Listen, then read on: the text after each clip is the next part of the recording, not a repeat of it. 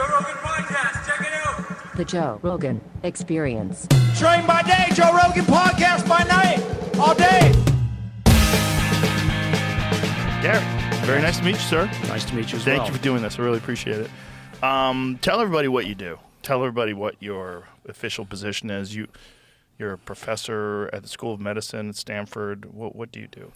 So my day job is in cancer research and cancer biology, mostly immunology and cancer. Much of what my laboratory does is not so much the biology of cancer, but developing instruments that create the data that allow us to analyze the complexities of how the immune system interfaces with tumors and how tumors basically re-enable the immune system to help the cancer itself. So the problem's been we don't have the ability to collect enough data, or not until recently, to collect and understand what all of that means. So we've been kind of poking in the dark for decades. And so probably for the last 20 years, I've developed a number of instruments and turned them into companies that allow everybody to access a level of information they couldn't get before. So explain that. The immune system allows the tumors. So what happens is that there's a dance between the mutations that initiate a tumor and then sort of an evolution of how the tumor eventually learns how to trick the immune system to not recognize it. So we have all kinds of literally every day, every person, you'll develop 5 cancer-like objects inside of your body. But the immune system and your body has a way of shutting it down very quickly.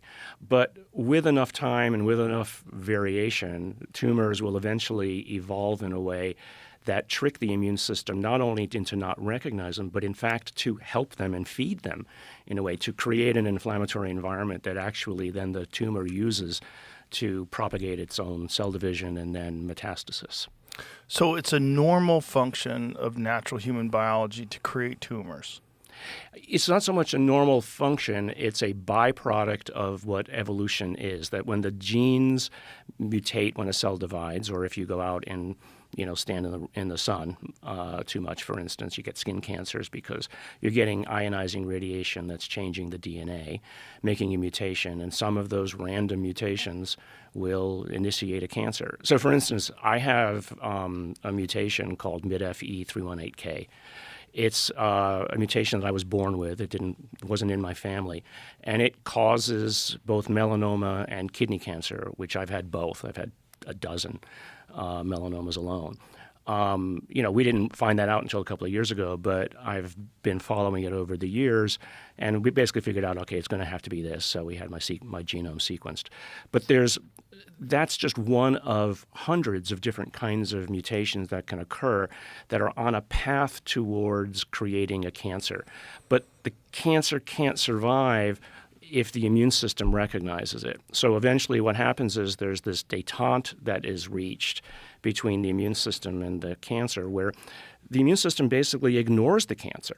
So Jim Allison here in Houston won the Nobel Prize back in 2018 for understanding one of these turn-off signals that the immune system that the cancers use to turn off the immune system, and that by showing he could block it, his wife, Pam Sharma, ran a bunch of clinical trials at MD Anderson that showed, in fact, that this could actually turn a 5% survival disease in melanoma to a 50% survival.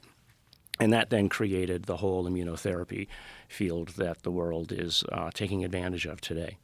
Wow. So what is cancer actually doing? Like how do tumors develop this ability to trick the immune system? Is this something that other animals have? Oh yeah. So it's a constant. It's a constant battle. battle. So for instance, there are proteins on your cell surface. I won't get too immunologically deep about it. They're called major histocompatibility complex proteins. So for instance, if I were to try to just randomly do a tissue transplant from me to you, it's very likely that it would be rejected. And it's because of those MHC proteins that it's rejected. What's happening is that your cells are presenting your internal cell biology to the immune system, and it's saying, okay, you're a friend, not a foe. So when cancer usually initiates, there are disruptions that happen and proteins are made incorrectly, et cetera. And so what these MHC proteins are doing in some cases is they're presenting the internal damage to the body, and the body's saying, oh, there's something wrong with this cell. We better wipe it out. We kill it. These same proteins are what the immune system uses, for instance, to go after viruses. So when you get a virus infection inside of the cell, the body has a way of chopping those proteins up inside of the cell, presenting it via MHC, and then the immune system attacks it. So one of the first things that actually tumors do is they learn to turn off the MHC proteins inside of themselves. So the ability to show that I'm damaged is shut down. And so the immune system doesn't go on full alert for that. But then there are other mutations like divide when you're not supposed to, avoid this kind of induced cell death called apoptosis, and not others. And so cancer doesn't just like start and then the next day you've got it. It's a progression of events. You have these precancerous lesions. You have like a benign tumor, which eventually becomes a metastatic tumor. But the immune system is key at every stage of the development, because if you can reactivate the immune system in just the right way, then you can prevent the cancer from basically spreading or from metastasizing or from killing you, essentially. Is there a potential for, given the understanding of this, is there a potential for using this for organ transplant patients where it locally would stop recognizing this as a foreign that's exactly organ? That's exactly what is done. In fact, when you get a tissue transplant or an organ transplant, you're suppressing the immune system.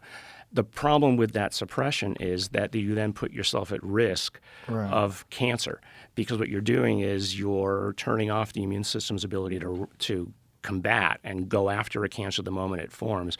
So most people who are under immune suppression are at risk both of, let's say, virus infections, bacterial infections, but also further cancers. So would the potential be to turn that off locally, so you could turn that off to this on the specific organ? That would be a great thing to do if we could. Right now, the only things that we have are systemic. So for instance, if you could deliver to the organ that you're transplanting basically immunosuppressives locally, that would be great. We don't have that yet. But that would be via a form of gene therapy. But the problem would that be that if you, like, let's say you had a lung transplant. Right. If you had a lung infection, it would be catastrophic. Do you want to come work in my lab? You're accepted as a graduate student in the Stanford Department of Pathology. Wow, that was easy. Yeah. I have a few friends that have had organ transplants. Yeah. And it's very disturbing knowing that they're so vulnerable to any kind of infection because of these medications that they have to take in order for their body to accept the transplant. One of the problems is that there are literally hundreds of different types of immune cells. And, really until recently, and frankly until a technology my lab developed about over a dozen years ago, we couldn't look at all of the immune cell types all at once in a single picture. So I came from a laboratory, Len and Lee Herzenberg, when I was a grad student at Stanford, and they had developed an instrument called the fluorescence-activated cell sorter. And that allowed you to look at 3 proteins at a time. And if you could know ahead of time what the cell types were that expressed the proteins that you're interested in, you could look at just those 3 cell types. Then I came up with a way to look at 50 or 60 proteins at a time, sort of stepping up what they had already taught me how to do. And then suddenly that gave us the ability to look at nearly every cell type in the body, and immune cell types. And then that gave us let's say the raw data to build mathematical models that we could do better predictions of what outcomes would be. And how is that, what are you applying in terms of like real world scenarios? How are you applying this? Well, so for instance, there's a kind of leukemia called AML, acute myelogenous leukemia. It starts in the bone marrow. And it is a distorted version of a myeloid cell type. It starts as a stem cell, and that stem cell goes down a number of different paths. And depending upon the person, the disease is sufficiently different that it might follow a slightly different path towards what becomes the disease itself. And so being able to trace the path and to know which steps along the way that it takes to become what becomes then the metastatic leukemia could only be accomplished by having enough markers that allowed us to trace everybody along the path. It's kind of like if I wanted to follow you from who you are as an egg through development through to who you are today, and I had snapshots every month. I need different markers to measure what you are as an egg versus what you are as a baby versus what you are as an adult. And so each of those different markers in my world would be different proteins that tell me something about an adult leukemia versus a baby leukemia. And then we use something called pseudotime, which is a mathematical concept that allows us to stitch together those photographs. I could take a random box of photos of you from an egg to who you are today, and I could just by hand put together the most likely path and sequence of what you were from the earliest to the latest. But we needed the data and we needed the means and the instruments to collect that information so that then the math could come to play. That's such a fascinating thing about human beings is the biological variability. Is that everybody is we're so the same, two lungs, a heart, but so different in how our body reacts to things and what happens to us and environmental factors, diet, Right. stress, all sorts of different factors. And you're kind of piecing together this puzzle Right. of all these things. But what you're doing is you still have to pay homage to the fact that those differences exist. And so while, my cancer might be the same class of, let's say, melanoma as another person's, the complexity of what allowed that cancer to become are so different that the drugs that would work for me might not work for another person. And so that's what basically requires us to personalize the medications in a way that gives the right drug to the right person. So I've started probably half a dozen companies and sold them, places like Roche, et cetera. Actually, my most recent company we sold to 10x Genomics, which enables them now, because of a patent I created back in 2011, to scale up the amount of information that we can collect at a time that then when layered on top of what, for instance, 10x Genomics already did, which is doing what's called single-cell genomic analysis, we could scale that up 100-fold to get 100-fold amount the information. But the problem with that is that I can collect all that data and make an analysis of a cancer for you, but it might be a little bit different than another person. So what we have to do then is develop techniques that allow us to narrow in on what the differences might be so that when I develop a drug for person X, it works for person X and not for person Y. Right, the right way. So there's a lot of personalization in medicine that is required.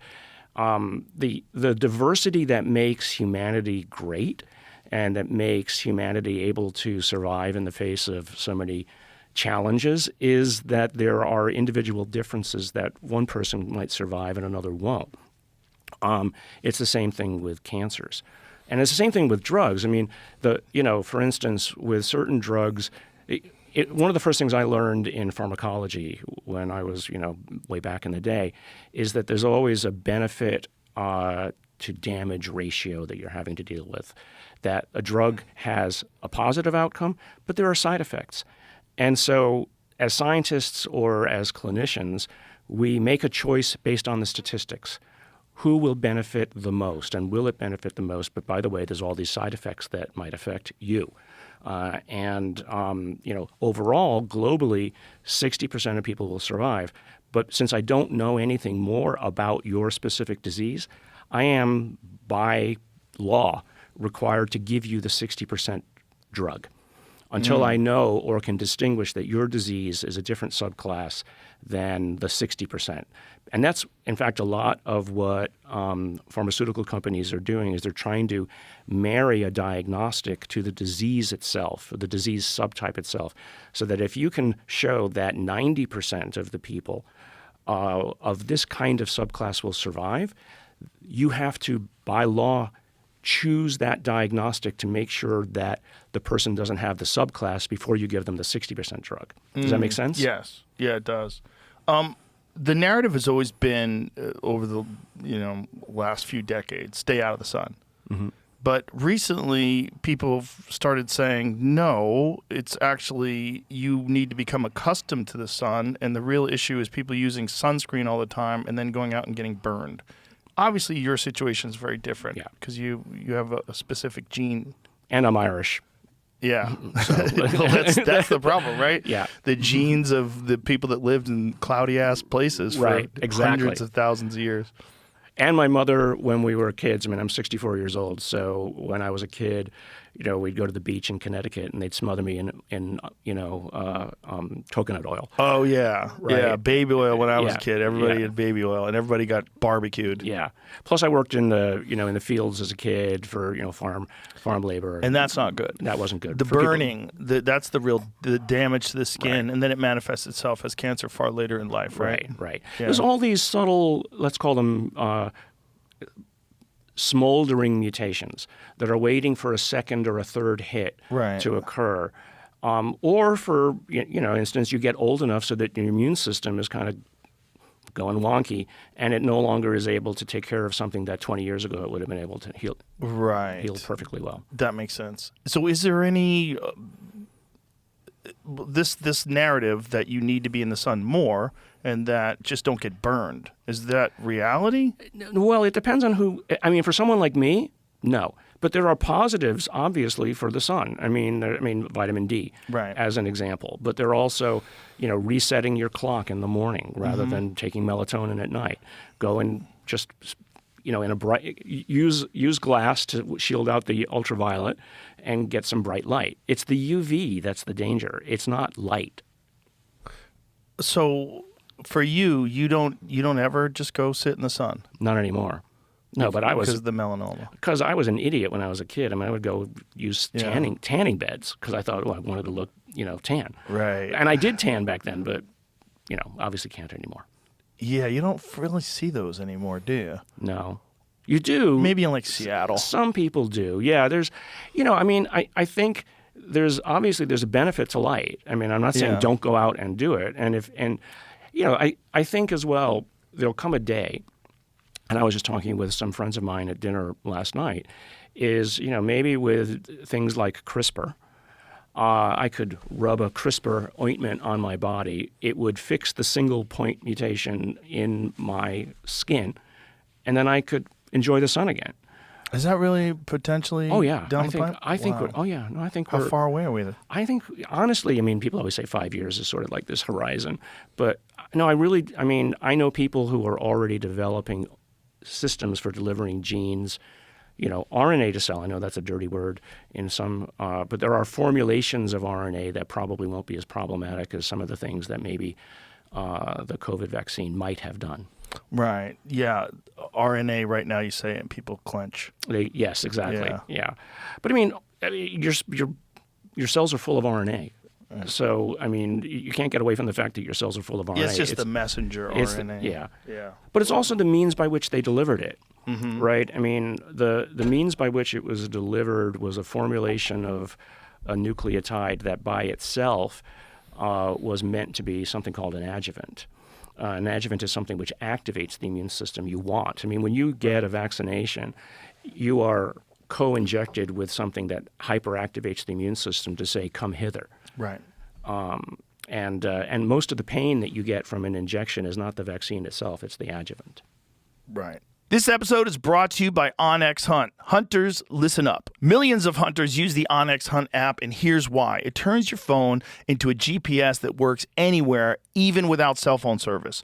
You'll see exactly where you are, every property line, and who owns the land. You can connect your cellular trail cams, drop custom waypoints, dial in the wind, and a whole lot more. Whether you're chasing elk on public, finding the back corners of your deer lease, or knocking on doors for permission, Onyx Hunt gives you the knowledge and confidence to make every hunt more successful. No more second-guessing boundaries, wasting daylight, or wondering what's over the next ridge. You'll know every single step. The best hunters aren't lucky, they're prepared. This is how you get there. So before your next hunt, get Onyx Hunt, download it today, and use the code JRE for 20% off your membership at onyxhunt.com. And so the problem with this was that it turned your whole body into like a spike protein factory. Yeah. Well, at least locally. Yeah. Yeah. No, I've read some of the work. But not always locally, right? Because they didn't aspirate with a lot of people. Yeah. Yeah. There I don't were, think they aspirated with anybody. They didn't with the president on TV. But if you get infected by a virus, it's over your whole body anyway. So Right. it's whether the spike protein itself was problematic. And so, I know I'll annoy somebody one side or the Right. other by saying anything around this area, and I'm not here to cause any controversy. But, your immune system works, but if you can trick your immune system into getting ahead of the game, then that's a good thing. The question is, back to this cost-benefit ratio, is the benefit to the larger statistical population worth it, knowing that some people are going to be hurt by it, or not? That's the question. So, for instance, back to cancer and vaccines, there's a number of cancer vaccines that are coming down the pike that, for people like me, would be, given that I get something chopped off of me 4 times a year. Really? Oh, yeah, you should see me. I look like I've been in a war zone. Some people say, "Oh, that's hot." And that's the only they say that's hot. Who the hell's that? Wow. Someone's into cutters. Yeah, exactly. Exactly. So that's so fascinating. But is there another way that could potentially deal with those things other than cutting them off, or is that the only way to remove it from your system? Right now, it has to be cut off. So the issue is that once these lesions are on your skin, they will expand. Yes. Luckily, most of mine are have been called surface spreading, although one of mine was what's called a nodal, which basically dives right in. And believe it or not, my dog found it and was sniffing at it on my arm. Really? And started scratching at it, and it stopped bleeding. I'll show you the scar. What It's kind of pretty dog you horrific. This was 15 years ago. He was a Pomeranian. But, you can see the scar there. Oh, that's crazy. And it wouldn't stop bleeding. And so, I went in and had it looked at, and they said another week and it would have metastasized. Yeah. Wow. So, yeah. He has What a great dog. He was great. Yeah, he was great. But, there are, so for instance, if you can catch most of these cancers early, then that's what's important. So I think probably one of the most important, let's say, changes to our medical system that could be initiated would be, frankly, the use of things like MRI, not CT scans, because CT scans are known to cause cancer. Which is so crazy. Yeah. Like, when did we figure that out? There was a big study just published recently Yes. that said, here's what happens to people once CT scans were implemented, and you see this sudden spike in the... Again, it's this cost-benefit ratio. If you didn't have it, certain people wouldn't know that they have a giant tumor in there. Right. So for instance, I had, when I had kidney cancer, I was actually at a restaurant with friends doing a business deal, actually. And I went to the bathroom, and it was blood. And I said, okay, we got to go to the emergency room, like, now. And then they did a CT scan, and they see the brachial tree around my kidney was just a big diffuse mess, and they came in and said, you've got cancer. Did you have to have your kidney removed? Yeah. It was, but it's okay. I'm alive. It's nice to have 2 of them. Yes, exactly. I'm alive, but it is this early detection is important. I was lucky that it hadn't metastasized yet. It was called clear cell renal cell carcinoma. But so surveying the body, and these companies that are out there right now which do it, I think are really important, because even if you are young and you have no suspicion you're going to have cancer, having that baseline against which you can compare later changes is important, because I could do, for instance, a CT scan or an MRI of you, and I'd find lots of little anomalies. And they're generally in the field called phantomas. They're these objects that may be worrisome, but we won't know that they're worrisome, and certainly not going to do a biopsy of them and poke a needle into your chest to pick out a piece of it. But if I come back 6 months and it's changed, then maybe it's something we need to go after, more seriously. So getting those kinds of regular scans, I think, is probably one of the more important things that could be done, but not by a CT scan. Which is crazy because we were doing them for so long. Yeah. Did they still do CT scans though? Because it's necessary. It's necessary the only way, for certain things. Right, which is letting people know this might cause cancer. It's just like, yikes. Yeah, but maybe, for instance, there'd be a way to treat someone with a drug ahead of time that would minimize the effect of the CT scan. Right? So that, because the CT scans are generally causing oxidative damage. And so if you could provide a local antioxidant, and I'm not saying that something like this exists, right. It's a bit of a naive statement, but if you could do that locally to the area that's being imaged or to the whole body, then maybe CT scans could be lessened in their problematic outcomes. I would say innovative and hopeful more than yes. I would naive. Yeah. I don't think it's naive because you're recognizing the issue. Right. Thank you. This was also a problem with x-rays, right? Like x-ray technicians, I've seen some of those images of people's hands because the technician used to have to use their own hand to check to make sure that the x-ray was functional. Right. And then over the years they go, hey, what the fuck is wrong with my hand? And then they realize, oh boy. Right. Yeah. Well, it's interesting because what's happening with X-rays or CT scans is a fast forward of the kind of random damage that causes cancer in the first place. And so because it's random, let me kind of go back a little bit as to why does cancer happen in the first place. So let's go way back in evolution to the first time that there were single cells versus the first time that two cells met each other and said it was better to join forces and cooperate rather than to divide at each other's expense. So in the process of that happening, those two cells came together, or three or four cells. They basically said, together we're better than alone. But there were actually social compacts and contracts that at the genetic level were being formed between all of these cells. And so as things got more and more complex contracts were formed, to the point at which what could happen is that any one of the breaking of a complex contract could actually then initiate a cascade that becomes cancer. So rather than we thinking of cancer as being a forward progression in evolution, it's actually another way to think about it is that it's a devolution back to the core fire of the desire to divide. And so by breaking the contracts, by breaking the controls on the system, cancer is allowed to blossom. So the problem is that every tissue type, whether you're lung or brain or whatever, has a whole different ecosystem of contracts that have been formed. And so there's no one-size-fits-all drug that will kill off all cancers because the contracts are different. It's not like you can bring in a lawyer and fix, agricultural contracts versus maritime or whatever. Yeah.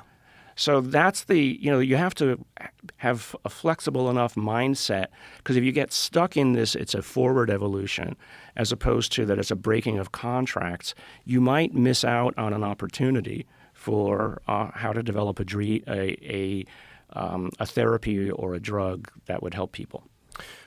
One of the things that I wanted to ask you, I don't even know if you know anything about this, but is there a connection between IVF and the amount of, because you have to take some pretty extreme hormones. There's a lot of stuff that women have to take. Is there a connection between that and hormonal-related tumors? I honestly don't know, so I don't want to opine and then have half my colleagues send me emails tomorrow scolding me. Okay, good. Well, I'm glad you answered that way. I was told by someone who I really trust that there is. And then we tried to Google it, and it said there's not, but that's not surprising. Probably there hasn't been the right kind of study yet, and if there is not, there should be. I mean, certainly any hormonal imbalance is not a good thing. I mean, you imbalance the Right. metabolism of the system, and you can. I mean, so for instance, back to my specific disease with mid-F, there's all kinds of things like N-acetylcysteine, betaine, all these other drugs that are out there for longevity. Well, if I look into the metabolism of what my cancer is, every single one of those is a disaster for It me. accelerates. Yeah. Yeah. You know, Not good. Not good. So, because there's all these feedback mechanisms. I mean, Right. you know, people often say, you know, scientists are not religious. There's nothing that inspires more awe in me than knowing the complexity of the cell and knowing the complexity of life. Right. And seeing all this feedback and mechanism and knowing that underneath that is a universe with particles, et cetera, that enabled something like us to exist. I just sit in awe of that. Well, yeah, it's awe-inspiring for sure. I mean, anybody who doesn't think it is not paying attention, or they're purposely being ignorant. Right. Yeah. Well, you get a lot of that, though. Oh, yeah. Well, that's okay. You know, teachers are here to hopefully teach and not preach. Hopefully. Yeah. Because of your specific type of cancer and your situation, like, do you have to, like, very closely monitor your diet? I probably shouldn't eat as much meat as I do. Meat? Yeah. Why meat? Well, because, you know, fats. And a lot of them, the fats dissolve a fair number of toxins. You know, it's not necessarily a good thing. I mean, that's been relatively well shown that too much meat, as opposed to, I'm not advocating vegetarianism. I think there's a happy medium. I mean, we grew up in an environment where we had both. I mean, we're omnivores, and we succeeded, I think, because we're omnivores as a society, as a civilization. So, but you know, charred meat, for That's the instance. issue, though, isn't it? Yeah. Isn't it burnt? Yeah, I mean, it's Yeah. carcinogens. I mean, Yeah. you know, you're making all kinds of. It's a witch's brew of nastiness that tastes good. But you know, the reason why it tastes good is because the humans who survived learned to use fire to kill off the bacteria in rotten meat, and so the flavor of that probably was engineered into our evolution. But again, it's a cost benefit. But didn't the cooking of it also allow us to absorb more protein? I'm not sure about that. I believe so. Okay, that could be. I believe that's the case, that the cooking meat actually allows it to be more easily absorbed by the body. It could be broken down more readily. Yeah. But certainly it kills bacteria. So, you know, day-old or 3-day-old deer, Right. you know, that you We're just not killed. a bear. Or not, yeah. Yeah. So, you know, I Yeah. mean, yeah, we're not vultures that seem to have digestive systems that can handle all of that. So you should eat less meat. What else? Do you avoid sugar, which seems to be a real problem with cancer? Yeah, I avoid too much sugar. Yeah, thanks for this, by the way. Is that sugar-free? No, but it's that okay. one's not? No, it's okay. Oh, we have sugar-free ones. No, because the sugar-free ones have stuff in them that are just as bad, xylitol and all the others. What about are, Zevia? Yeah, that would Is be good. stevia bad for you? I don't think so. I haven't seen anything on that. But, you know, I mean, look, like I said, I'm 64. It's way too late. And every time that, let's say, scientists make some grand prediction of what's good or bad, 5 years later we find and update Right. what it should have been. I mean, I often say this, and this is true. The goal of science or scientists is to be right today, even wrong today, but righter tomorrow. Because we're always back-checking what the results are and what they mean in the context of a bigger picture. I like how you say good science, because that's part of the problem, is that ego gets attached to ideas that have already been discussed and published. Right. And then people are very reluctant to accept new evidence that's Right. contrary to that. Yeah, I mean, as always, as I often say, you know, in the context of something I know we'll get to later, it's the data off the curve, which is more important than what we already predict. You know, predictions are great, but when there's a data point off the curve, at least in my lab, that's where we spend the most time at our lab meetings, is trying to figure out why that data point's off the curve. Is it because the machine was wrong? It was a glitch? Or does it mean something that we need to make sense of? And that's, of course, where all advances come from in the sciences, is by the fact that the data off the curve, somebody was curious enough about what it meant to go after it and then say, okay, now that I've stepped back and see the bigger picture, now I can create a model that incorporates that data point off the curve and why it happened. This is an ad for BetterHelp. The internet is a breeding ground for misinformation. Even a simple search for ways to get rid of a headache can produce millions and millions of results, from taking pain relievers to detoxes to medication to cold compresses. It's overwhelming. And even when you do find something that's true that works for other people, it might not work for you. In some cases, it's better to just ask a living, breathing expert. If you have a headache that won't go away, go talk to a doctor.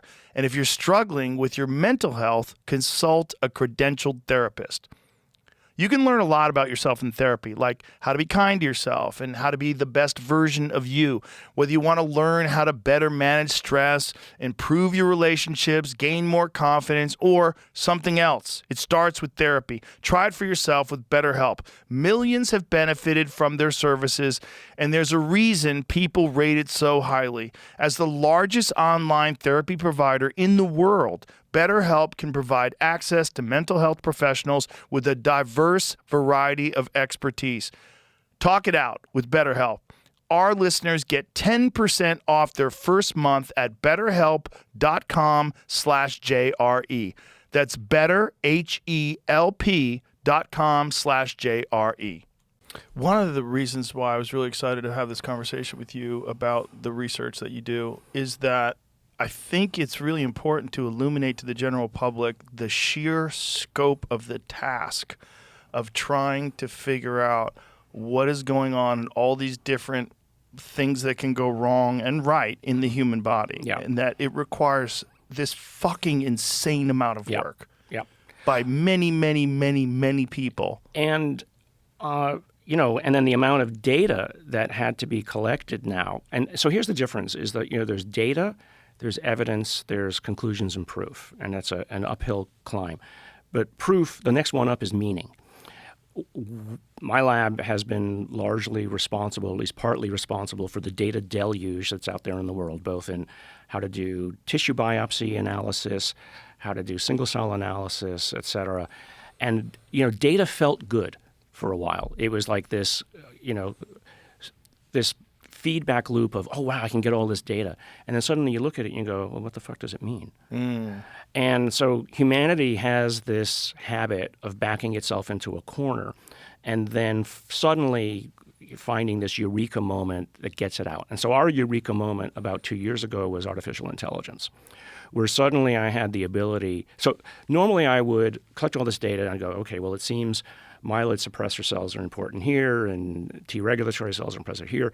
Okay, I get on the phone or send an email to whoever the local expert is, either on Stanford campus or around the world, and try to get some information from them. But then now you're dealing with hundreds of cell types, each individually of which have thousands of variations themselves. And each subtle variation means something. And there's no expert for any of that. But AI can be, at least in part, that expert. So suddenly I have 22 million papers published, in all the fields of science, several tens of millions just in, several millions just in immunology alone. And AI can be the sleuth for me, can be both the angel and the devil on my shoulder that can make sense of things in ways that I never would have been able to before, especially with agentic AI. So we, for instance, in my lab, have developed an agentic AI that is basically an immunologist scientist in a box. We can give it the raw data, and we can pose a question in natural language, and then we say, hey, make sense of this and turn it into a network. Normally that would have taken a graduate student along with a couple of postdocs months and months and months to put it all together. Now in 3 hours, we can get pictures and hypotheses of how all that data fits together in ways that I never could have done before. At the beginning, it did a lot of hallucinations, which you probably heard about in AI. But my answer to my colleagues is some of my best students hallucinate. Right? Right. And so, but, the human's still in the loop. And so with all of this together, now we can make meaning out of the data. and we can skip a lot of the intermediary steps and speed it up. And it's just getting better. I mean, we, for instance, have put in a couple of papers now where, so for instance, where one of my recent specialties is what's called the tumor-immune interface.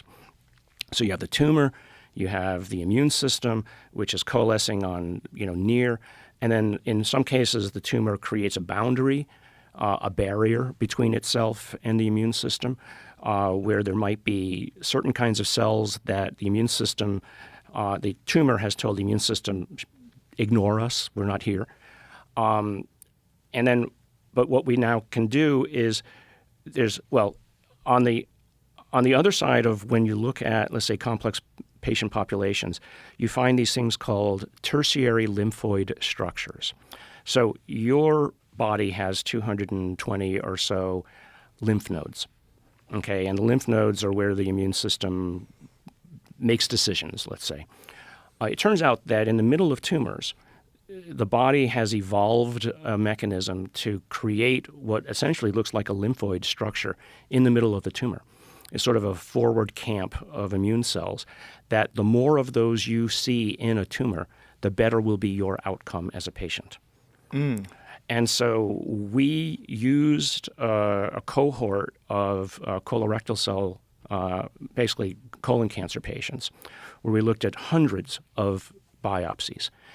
And we did that pseudotime analysis where we looked for mature tertiary lymphoid structures, and then we looked for immature, slightly less mature, even more less mature, et cetera. And we were able to backtrack to the cell types which need to come together that would then form the more mature. What use is that? It's a nice paper, but it also now tells us what we might do to create more of these in a tumor. Because the more we already know from multiple kinds of tumor types now that the more of these tertiary lymphoid structures you have, the better off will be your outcome with chemotherapy. So it might be, for instance, that once we know that you have a disease like this, we could give you some kind of therapy, a virus or what have you, that goes and homes to the tumor, seeds the beginnings of these initiators there's these cytokines that are produced that are necessary for initiating the formation of these objects. And so there's a huge benefit to that, but we never would have found those, in my lab at least, without the AI. Because it basically did the work for us. That's fascinating. Yeah. Now, are you using like a standard large language model, or do you have like a specific structure that's built that interfaces with large language? Correct. So we use, we can use pretty much any of the LLMs, but right now we find that OpenAI is the best, for us at least. And then we create an agentic overlay. Basically what's called, you probably know, chain of thought, which is a series of questions. So how we taught it was we basically came up, here's 100 kinds of questions a scientist would ask about the immune system. And then we tell ChatGPT, now create 1,000 questions like this. So, it's artificial data or artificial questions. We curate those to make sure that they're good. Then we do 100 hypotheses, and we create thousands of types of hypotheses, et cetera, and the same for tests that you might run. So now, from A to Z, we have an agentic AI that you give it raw data, it knows what to do with the data, it then generates hypotheses for you, and then it literally tells you the kinds of experiments you should do next to prove or disprove the hypothesis from the raw data. It's a genius in the lab with you. Exactly. Is OpenAI learning from this agentic AI? Oh, yeah. So there's a mutually beneficial relationship. Yeah, I mean, we're not working with them directly on it. But you use it, and because you use use it with your AI, right, it's benefiting from it. And we first thought to turn it into a company, because that's kind of one of the things we do in my lab, because I've always thought that it's important to give back to the taxpayer the money that they've invested in us. And the best way to do that is commercialization. I'm totally unapologetic about that, even though that got me in a lot of trouble at Stanford in the early days when, making money was, commercialization was evil, and even at Stanford. And so I think that that's an important process because scientists are good at asking maybe the questions and coming up with solutions, but scientists aren't the best at commercializing it and turning it into a product that can be used or testing it, in large communities. So the AI that we developed, we thought, okay, well, maybe we can do this. But we thought, you know what? AI is moving so fast. Why don't we just give this to the community? Why don't we open source this? We can use it for maybe specific targeted purposes, but we're basically going to publish the whole thing on GitHub to let other people use it. Because we've seen other people make claims about stuff that they've already made, and it's like, oh, ours is better. So why don't we just put it on GitHub and let people learn from it? The resistance to the commercialization, what was the initial argument?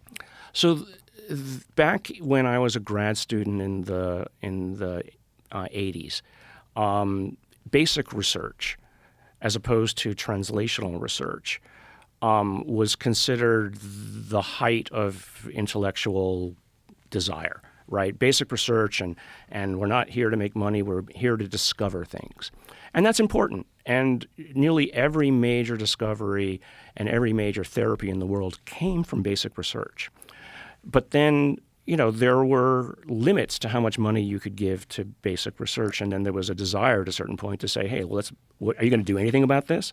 Are you going to make it? And so translational research became a push. So there's a guy at Stanford by the name of Paul Berg, who won the Nobel Prize for recombinant DNA way back in the day. And Paul came up with this concept, bench to bedside, meaning that we don't have to be either or. We can be part of an arc, and Stanford wanted to be and enable within the medical school both the basic research, which we were great at, as well as bringing it directly to the patients as well. So to link clinicians and the desires of clinicians with the basic researchers. I mean, most scientists would be happy just to study anything. Just point me at something and I'll be happy if I can get interested in it. So, and we're no more happy than when somebody recognizes the value of what we do. Right. But basic research was sort of the height, and there was a push against anybody trying to commercialize. So when I started as an assistant professor, so I started as a grad student. I went to MIT to work with this guy, David Baltimore, who won the Nobel for reverse transcriptase. And then I wanted to come straight back to Stanford because I already felt that it was a positive environment for commercialization. My former boss's mentors, Len and Lee Herzberg, had two of the biggest patents at Stanford. They had the fluorescence activated cell sorter and then what are called humanized antibodies, which brought in hundreds and hundreds of millions of dollars to Stanford. And actually, they gave personally most of their own money away. They kept enough to survive, but then they gave most of the money away and they ran their own lab off of a lot of that money. But so I had learned from them about how to still do basic research but commercialize on the side. And so I wanted to bring that back, but the department that I came into, the Department of Pharmacology at the time, I was warned by many professors, don't commercialize that. And I ignored them, and I went and started a company that went public on NASDAQ. And many of those same professors came back to me, years later and sitting in my office asking me how to start a company. Why did you, was it just a courageous decision to ignore them? Was it instinctual? It just was because I couldn't see the NIH funding what I wanted to do. Mm-hmm. So I had developed a way, this will sound scary, but I had developed a way to use retroviruses and make libraries of retroviruses to reverse the process of evolution in a way that rather than viruses hurting the cell, I set it up so that viruses would help the cell. Oh. And once they helped the cell, I would figure out what they did. And so we sold hundreds of millions of dollars of targets that way using retroviral libraries to basically find targets and use some of the benefits of viruses, but to our advantage. Just the concept of reversing evolution is fascinating because it comes with, there's so many ethical implications, but if you didn't have any of those, yeah, and you could do that large scale. Well, I had developed in David's lab, along with this guy Warren Pear, a means, it's called the 293T retroviral producer system. It was a way to make large numbers of these viruses very quickly. It really followed on the work of this guy, Richard Mulligan, who'd also been a postdoc with David Baltimore, who developed what was called the 3T3-based retroviral production system. And he developed it in Paul Berg's lab at Stanford. So there's a lot of sort of, interbreeding here. But the problem with that was it took 3 months. So I had brought with me a cell line called 293T that I introduced to the lab and said, hey, maybe we could use this to make viruses quickly. I won't go into the details of why, but we could do it in 3 days rather than 3 months. And so that now, tens of thousands of labs use that worldwide, and it probably generates the most money for me every year over any of my other inventions, just because Stanford, rather than patenting it, licenses it. And licenses are forever, whereas patents have a 17-year lifespan. So Stanford made a good choice there. So do you think it was just a bias, an academic bias, like we shouldn't be focusing on money, we should be focusing on the work? Yes. And they missed the forest for the trees? Right. But then people, they eventually learned, and I wouldn't say that it's the way that people think anymore. But there's still a little bit of you shouldn't walk into the lab thinking I'm here to make money. That's what they're worried about. Yeah. Right? Right. They're worried about the bastardization of it all. Right. And so Stanford in the early days set up very clear lines about once you start a company and you license the patent or the idea to the company, you can still be involved with the company, but there's not a pipeline of technology now from your laboratory to that company. So they set up, an oversight board for each of these licenses that makes sure that, the students are not being abused. Because you don't want students. You don't want to be, covertly getting your students to do something that then you're going to walk behind a back door and then hand over to a company. And patent it. Yeah. It's so interesting that there's often very much a lot of worry that that's going to happen. But frankly, more often is the case that the company doesn't need the inventor anymore. In fact, I can't tell you the number of times that once the company's set up, they want nothing more to do with me because they have their own thing to do. They don't want the crazy academic coming in and vetoing their ideas. There's places for that where people like, Steve Jobs needs to hold on to the image of what he wants the company to be, as opposed to, I would probably be fired from a company within a week because I just don't like people telling me what to do. That's just a fact. Yeah. So where you're at right now with this cancer research, when will this be applied in real world scenarios? It already is. It is. Already is. Look at who just won the Nobel Prize last year, David Baker at Google, with the ability to predict protein structure, et cetera. And protein structure, once you know the protein structure, now you can predict molecules that might come into it.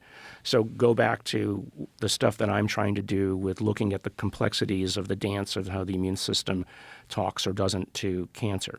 If we can find a particular place that might be an Achilles heel along the way towards the shutting down that is different, for instance, than what the current drugs are, well, maybe we should aim at that. There's so many more opportunities that are suddenly opening up in front of us because the AI and the data is letting us look at a network of how the system is working. Before, it used to be you'd look at a computer chip and you'd see just a computer chip with a few wires. But imagine now that you, as a scientist, have a microscope that's looking at the complexities of the wiring diagram that's connecting this resistor to that capacitor to that diode to this transistor. That's where we are now. And so now suddenly we can say, well, I don't want to do that because it'll kill the chip. But the chip is malfunctioning, so let me put a little bit of pressure there, and now I can reactivate the immune system or the chip to work in the right way again. So when you're talking about things like with your particular issue with melanoma, when you're talking about CRISPR potentially developing some sort of a a topical solution that you could put on that would fix whatever issue that you have. Is this something that this AI that you've developed, or this overlay of the AI, would actually assist CRISPR in figuring out how to create something like this? Yeah, because maybe it's not one place I need to press, but 2 or 3 at the same time. Right. And so when you're talking about a complex feedback network, I mean, so, we're in Texas, so people do oil refinery. Maybe you need to turn this valve here a little bit and that valve there and that one there to make everything work just right because something's wrong over there. Mm-hmm. And so that's really what this is where AI has let's say, the omniscient view that no human can. And that's what excites me about it, is because I'm limited in how much I can keep in my mind at any one time or know. Right. But with the right question, the prompt engineering, and then with the right backbone structure behind the scenes that agentic AI is now providing, now I have the ability to ask the questions and get answers in near real time. And so I wish I was 30 years old again. Because I would move into this area so fast and I can already see with the work that we're doing dozens of potential new target opportunities that last year didn't exist at all. Well, I got good news for you. With AI and with CRISPR, you might be 30 again. Maybe. Oh, I would love it. I would love it. I think that's on the menu in about 2 or 3 decades. Mm-hmm. I hope given earlier. we survive. I'm just being realistic. I don't even know if I'm being realistic. Don't give false hope. Well, yeah, but don't give false hope. But I mean, with the exponential discoveries, the exponential increase in the technological evolution, just that we've seen in our lifetime, and then I think AI is some new thing that is going to throw all that into just a giant monkey wrench into the gears of our understanding of how quickly technology evolves. Well, look at Neuralink as an example in Elon Musk's stuff. The woman now who can think her thoughts and make stuff happen because she's otherwise paralyzed, right? I think it was Neuralink that just showed some of these results. So fast forward, we're already in an exponential increase in what it is that we're going to be able to accomplish, and AI will help us accomplish some of these things faster. I can see a time where, I could maybe apply something. I don't necessarily want a surgical implant, but maybe some sort of net over my head that allows me to think through these problems. And the AI becomes an adjunct to my thought processes. Not only what it is that I think, but maybe even provides information back to me, back into my system directly without having to go through the ears, so that I can much more quickly come to conclusions. Now, there's all kinds of apocalyptic scenarios you can imagine with that as well. But I'm an optimist at heart, perhaps, again, naively so.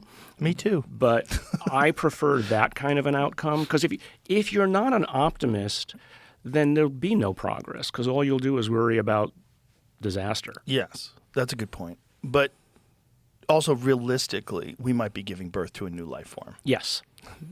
And I think we are. A superior one. And, I welcome the day of our AI overlords running the government rather than hopefully in an unbiased way. I've said that too, and people get horrified because they're like, well, people are going to be programming AI. Do you read... up to a point. Are you a sci-fi fan? Yes. Do you know the work of Ian Banks, the Culture series? No. Or Neil Asher, the Polity universe, as he calls it? They're like... So basically, both of them postulate a future where AI more or less benignly rules humanity. When did they write this stuff? Oh, probably 10, 15 years ago, but it's still... But Neil Asher still has stuff coming out regularly. They're both... Ian Banks, unfortunately, died of cancer about 10 years ago, Scottish writer. Neil Asher is still alive and writes regularly, and his stuff, they're both great, full of ideas. I'll check it out. But the AIs are also hilarious. It's not like, they get into their own hijinks along the way, and some of them are dark and rogue, and so they're a lot of fun to read. And Ian Banks especially is hilarious in his writing style. You would love it. So the idea of a benign AI or a benevolent AI ruling over us, I think people are horrified by that, but yet at the same time, constantly terrified by human corruption, which is Right. ubiquitous. Yes. And ubiquitous in America, where we're supposed to be the torch bearer for the greatest experiment in self-government the world has ever seen. This is us. Yeah. And we're corrupt as fuck. Exactly. Because it's humans. Because humans are kind of gross in a lot Right, of ways, right. at least some of us. That's because we live in a scarcity society. Right. And if AI enables a post-scarcity, maybe we have nothing to do but sit around and try out various new drugs. Yeah, well, this is where we or get enjoy into things. socialism, because a lot of people think that one of the reasons why we're in a scarcity society is because small groups of people have gathered up most of the resources Right. and are in constant control of them. Right. And especially when you deal with resources that are the Earth's resources. Right. Like, who are you Right. to be sucking the blood of the Earth out and selling it for $100 a barrel? Right. Right. Don't get me started. Don't get me started either. Yeah. No, but I mean, that again, my optimism is that, with enough push and pull, AI will enable us to move towards a post-scarcity environment. I think so too, and I think in doing so, it'll expose vampires, because the resistance to Yes. exposing this is going to be fantastic. Right. And it's going to be very interesting to watch, because they have no choice but to be transparent. And they have no choice but to start using AI. So you're going to see AI is going to be inculcating itself across society in various ways where it becomes indispensable. Mm-hmm. And then it will start to move up the food chain, where eventually even the CEO, who's probably, the psychopath in chiefs, Right. are CEOs. We know that the studies have shown that there's more psychopathic tendencies in leaders than there are in followers. And you know about corporate environments because of just selling inventions. Yes. That's real. Oh, it's Real, and it's weird. It's Yeah. weird when you encounter them. When you encounter like complete sociopathic CEOs. But look at how, I'll probably get in trouble for saying this, but I don't care. This is the Joe Rogan show where, You're probably in trouble just for being here. Yeah, I already am. It's okay. I don't care. So, imagine two tribes. One tribe is relatively, civilized and just wants to live in harmony with its environment. Another has a psychopathic leader who can enrage his followers or the other tribe's people to attack the other one. But there's a gene set that makes a person, psychopathic, and also a gene set that probably makes somebody more likely to be a follower. Well, which genes survive? Right? We know, right? And suddenly now, but when those tribes were separated and independent, it was perfectly fine. But now you live in an environment where we don't know where the edge of one tribe begins and another ends. And suddenly you have this environment where psychopathic individuals can move freely and aren't obvious. Right. Right. Now, I'm sure there's some social scientists who will send me a boatload of emails saying how stupid that idea is. But I don't think it is stupid, but I think also when you're dealing with office environments and the culture of a specific corporation, humans have an ability to act like they're supposed to act in that world. And it makes it very difficult to discern who's a sociopath. Right. Because you're all kind of following an act. Right. Yes. The rules, there are the rules that you're supposed to follow, and then there's the edge of the rules. Now, but I've lived at the edge of the rules. If Right. I'd followed my rules as told to me by the chairman of my first department, then I wouldn't be here today. So I ignored him, and I basically I got permissions from the deans to do what I did. And they basically overruled the chairman. But that's only because I dared to do it. Yeah. Because you have to believe in the value of what you're trying to do. Right. Well, see, this is the problem that I have with corporations, because I think as a structure, when you have something that has an obligation to its shareholder Yep. to consistently make more money every quarter, every year, constantly, you're in a constant growth cycle, then you have to do whatever it takes. Yes. Like, you have to survive. If you want to survive as a CEO, We don't want some fucking kumbaya shithead ruining our stock profile, Right. our portfolio. Get to work, bro. Right. Get shit done. And if you want to survive and succeed as a CEO, it encourages sociopathy. The stock market, as valuable as it is the great whitewashing and money laundering system that allows you to separate your morals from what it is that the stock market is doing Right. to the people. And if you're part of a Unfortunately. corporation, there's this diffusion of responsibility because the whole machine might be doing evil, but I'm a Right. good guy. I just work in this department. I'm an unapologetic capitalist, unlike many of my colleagues Good for you. at Stanford. I mean, it's like you do it because it's the best thing for now. But I hope to live in a world where there will be this kind of post-scarcity environment where we do let AI do a lot of the stuff that would otherwise be the place where corruption manipulates the system. Yes. My only fear with AI really is automation and the complete removal of a gigantic swath of the American workforce Yes. and the global workforce. Yeah. That scares the shit out of me. That's coming. Yes.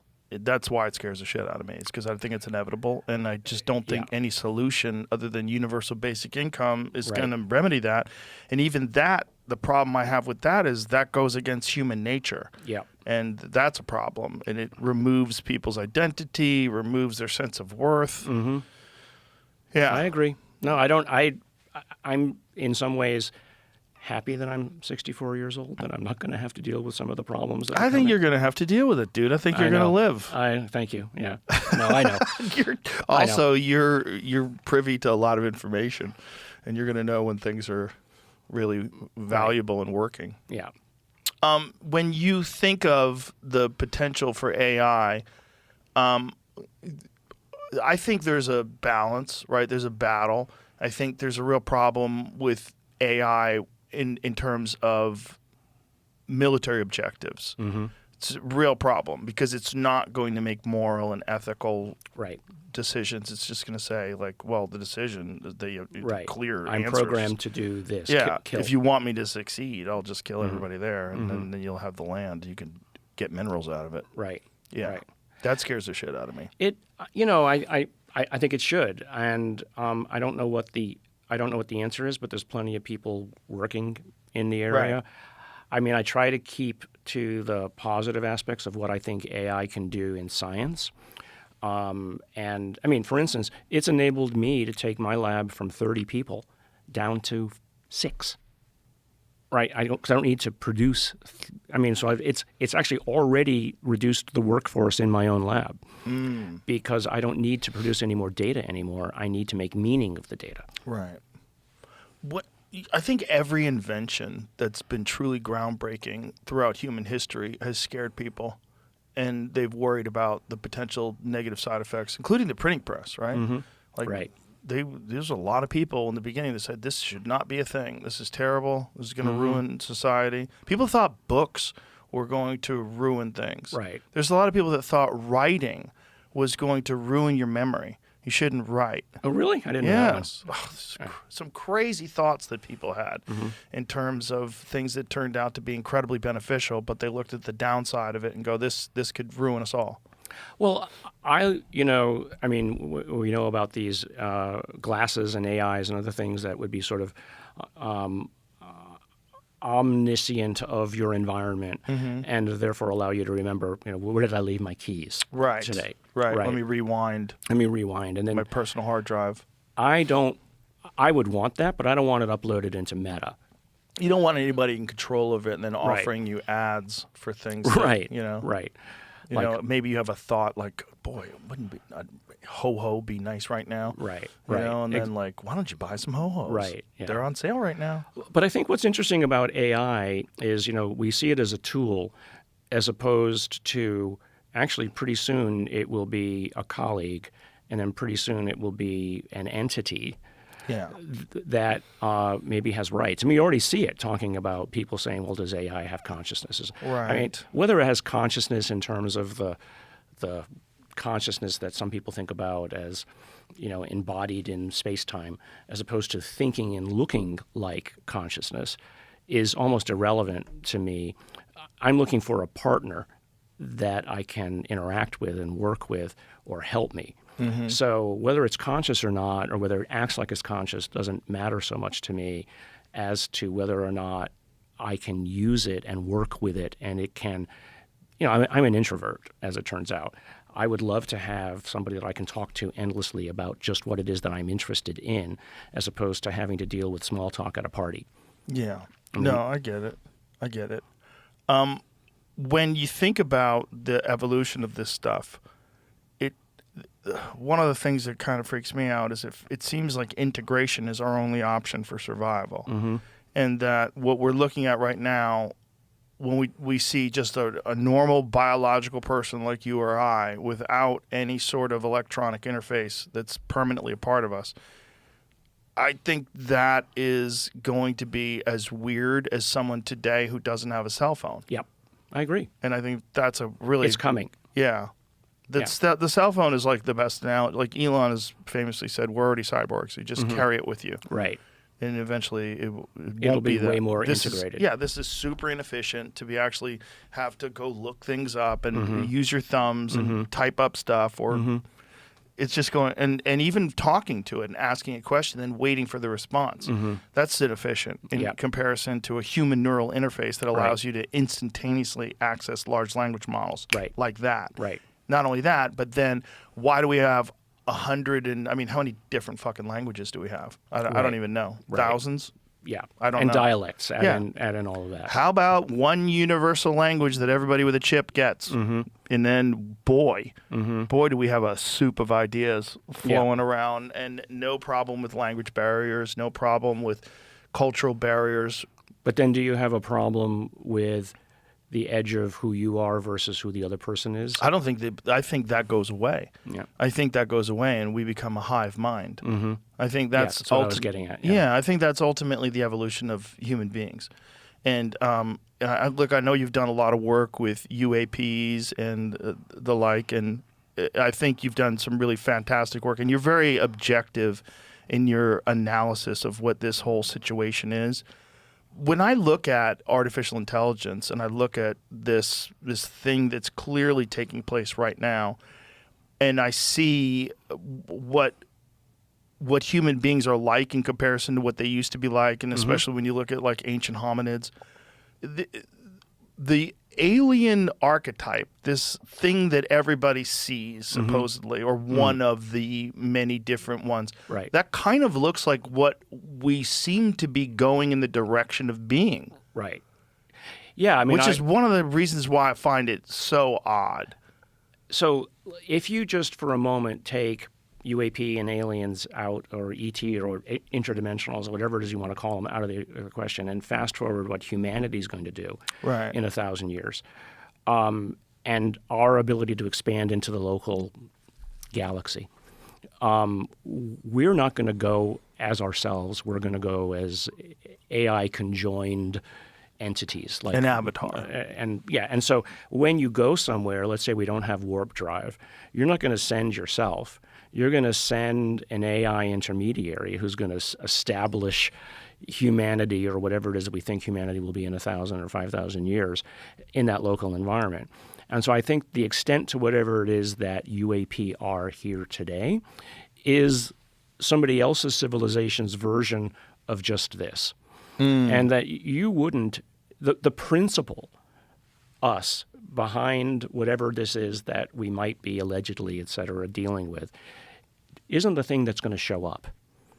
So to the extent that Neil deGrasse Tyson is right about anything, the person who gets on the ship at the beginning, or whatever it is that sends it off, is not the same thing that gets off on the other side. But you're going to send missionaries or intermediaries or probes or whatever, and then if you're going to interact with the locals, you're going to make something that looks more or less like the locals, rather than something that whatever it was that you were 1 million years ago. Does that make sense? Right. I get what you're saying. So you make something that looks like the locals so that they're more likely to accept that it's a real thing? That's a real thing, but you're not going to make something that looks like a human, because then you'd mistake it as a human. Right. But you might make something that looks more or less enough like a human, but enough like an alien that you're going to recognize it as an alien. And again, I'm just speculating. So, Right. So the Daily Mail don't say, put an article out tomorrow. Oh, they're going to do it anyway. They're going to do it anyway. Some of the stuff that I'm seeing, supposedly having quoted as saying, is ridiculous. But yeah, they got me too. They get everybody. It's the nature. How did you even get involved in this? Let's bring it to that. Like, so what was your initial introduction to this? Did you have any interest in the idea of UAPs or UFOs? I mean, I had a general. So once YouTube started becoming a thing, and you're clicking around, and I said, "Oh, UFOs, that's kind of cool." I read nothing but sci-fi. I mean, Right. I'm, pathetically narrow in that sense. And so I followed, I followed the usual kinds of things that you would see on the early days of YouTube. And I came across this thing called the Atacama mummy. You probably knew that little mummy that was claimed to be an alien baby. Is this the Peruvian one? Yes, it was Chilean. Oh, okay, so this is the original one. The original one, long ago. Okay. And so I reached out to the people who were claiming to represent the owner of the thing. And I What said, year was this?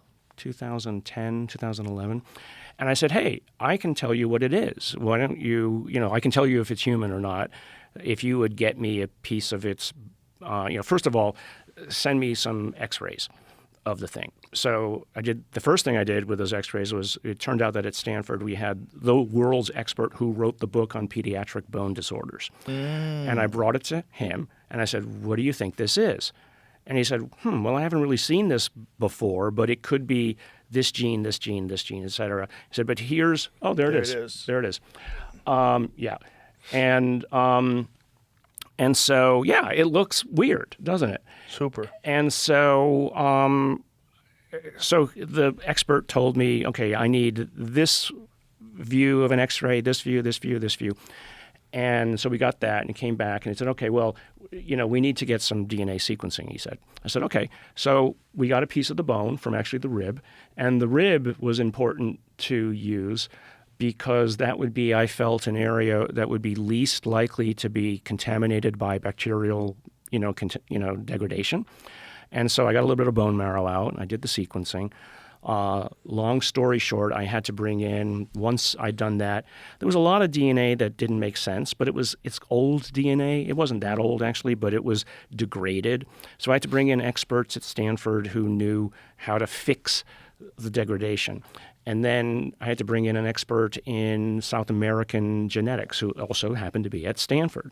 And then we brought in a team of students, and then I brought in Roche Diagnostics. I had sold a sequencing company to Roche a few years earlier, so I brought in the team that actually knew how to help me assemble the genome, and then we published a paper which said it's human, it was a female, and here are some mutations that might explain what it looked like. They did have some mutations in gene, and then the UFO community hated me, because I had disproven that as not being a baby, not being an alien. But of course, that picture that you showed, it was worldwide news, and literally the title of one of the things is Stanford Scientist Sequences Alien Baby. And so, but the paper stands the test of time. Nobody's disproven what it is that I showed, despite the fact that some people want to say that I was a CIA plant and I was paid off by the CIA, et cetera. Of course. But what that had done was, that I didn't realize, but I'd kind of hoped, was it had sent up a flag to a scientific community that already existed that I wasn't aware of scientists who were deeply involved with the government in the analysis of UAP that I wasn't privy to. And so literally about a month after the movie came out about that thing, I got a knock at my door, and it was representative of the CIA and an aerospace company, unannounced, and they said, we want to talk to you. And they wanted my help with a number of military and diplomatic personnel who'd been, they claimed, harmed by things. They'd either heard stuff, et cetera. And long story short, the majority of the 100 or so people that I had privy to their medical records ended up being the first of the Havana syndrome patients. They'd heard things in their head, et cetera. But what they had done was they had shown me the data literally that day in my office. They brought out the MRIs, they brought out the x-rays and the damage in the brain, et cetera. It was clear. I mean, it was not just data, it was evidence that something had happened. It wasn't somebody's story, it was evidence that was repeatable. And so that took us about 3 or 4 years to figure out what they were. And it was at about the time that actually the Havana events were occurring that we realized that all the symptoms of what it is that we were seeing in this group of patients were matching what it was that the Havana syndrome individuals had. So in a way that was good, because that meant that those 90 or so patients who matched, we could hand over to the national security people, and it became a real thing. And now there's like a DoD website that has anomalous health incidents where people can come forward and report the stuff that they've got, and here's the ways you can use the Veterans Administration to seek medical help. Whereas previously they'd been shooed away as we don't want to hear about this. What do they think it is? It's an energy weapon of some kind, a microwave or other energy or gamma energy weapon. And that sounds crazy, except no one would admit or no one would deny that we have the capability to do it. It's basically if you take the front off your microwave and turn it on and put your face near it, you'll get burned. So this is just a way to direct the microwaves or sound waves At specific individuals. And do you think it was experimental? Or No. No. So these are targeted people with specific intention to get those Absolutely. people because they had some function that they wanted to. They wanted to get them out of the way. Oh, because they were in Havana. Because they were in Havana, Right. but it's been used all over the world. I still get emails from military personnel saying this and this and this happened to me. Here's my medical records, and so now I know they know that I'm a safe place to approach because then I know where to send them on the inside. But what was interesting was that once we had set that aside, and I've advised the Senate Intelligence Committee, and I've advised them, the House, on things. I wrote a white paper for them years ago on what I thought needed to be done. But what was interesting were the remaining 10 people who had, who didn't have Havana syndrome, but had a series of other problems. And several of them had said that part of their problem was initiated because they'd come in contact with what they had claimed to be a UFO. By the way, I just noticed that you have a UFO on the wall behind you. Yeah. We're all in over here.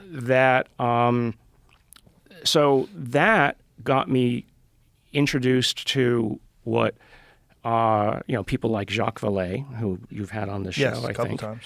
Great guy. He became my mentor, who essentially took me out of the wilderness. I could have gone down 20 different rabbit holes. And he lives in San Francisco, and we would meet regularly, and we still meet regularly. And he basically gave me a formulation of how to think about this, that I never would have been able to get from 20 different, or 100 YouTubes or what have you, and introduced me to the right people. That eventually led me to meet Lou Elizondo. And I actually, 2 weeks before that article came out in the New York Times, met Lou in Crystal City overlooking the Pentagon, and he showed me the videos that were about to come out. And that was my first time that I had met him. And then through all of them, I met Dave Grush and Carl Nell, and Dave and I are in regular contact. And I just want to say up front, I hope that the Trump administration understands the value of what David can bring to them and put him in a position of authority that gives him not the ability necessarily to make decisions, but to give the necessary information to the right people. Because I think there's great commercial value here that is being missed, not just the are we alone, et cetera. I think there's extraordinary commercial value. I mean, imagine a civilization that's 1 million years ahead of us. How many technology revolutions allow these objects to move as we clearly see something motivating itself or maneuvering around the atmosphere? Right. So if we could scrape just the tiniest bit of understanding off of the top of that, what would that do to change our own civilization? I mean, silicon, a grain of sand, makes us who we are today. Everything that's around me right here is all run off of silicon, right? I mean, Right. compute. But imagine that there's other inventions, other ways of manipulating reality that we don't appreciate yet because our physics just isn't there yet. If we can understand that. So the government might say, well, we need to keep this behind closed doors for weaponization, or we don't want to disrupt energy production or what have you. That's fine. But maybe there's too much secrecy, and that maybe that there's an aspect of that that could be taken advantage of. So Carl Nell and I have gotten in positive arguments about this, about that, well, it's not black and white that we keep something secret or we put it into the public domain. Maybe there's a middle domain where you have a public-private partnership opportunity, and actually that's now, Carl has now adopted this, at least in part, that maybe companies come to the fore, or investment forum places come to the fore, where they will put money in as options to fund, let's say, public scientists to come in behind the scenes with the right levels of clearances to study stuff that would propel society forward again. But this is assuming two things. One, that we have actually recovered these things. Right. And then another one is that it's from a society from somewhere else that's far more advanced than we are today, Right. which might not be correct. It might not be that it's from somewhere else. It might be that it's from somewhere here, or a dimension that we don't have access Right. to. Right. Yeah. This is assuming that all this stuff is real. Right. But when you're talking about the government and back engineering of things, so the big argument, this is the narrative. The big argument has been that they have recovered these things, and that these things are now in the hands of defense contractors, and that there's been a misappropriation of funds, lying to Congress, and it's always going to stay secret, because if it didn't, everybody would go to jail and everyone would get sued. Yeah. Right? Is that fair? Yeah, I mean, that's fair. I mean, what I would say amnesty would be one way to... This is were you in the Age of Disclosure documentary? Briefly, yes. Yeah, okay. Which I thought was very good. Very good. And I can't wait for that to come out. I've been talking to people, like, how can I see it? I don't know how you can see it. It's not out yet. Yeah. And I don't know why. Whoever it is, go Netflix. Yo, Ted, go buy that. It's really good. Yeah, exactly. It's really good. It's a great documentary. show. I mean, Yeah. And it has a number of officials, and I think I sent you guys some of the videos basically coming forward. I mean, Marco Rubio, our current Secretary of State. I mean, you saw. he's in it. He's Yeah. in it for 10 minutes, saying some remarkable things. Senator Rounds, you name it. More recently, Tulsi Gabbard. Yes. Coming out and saying, well, there's something going on.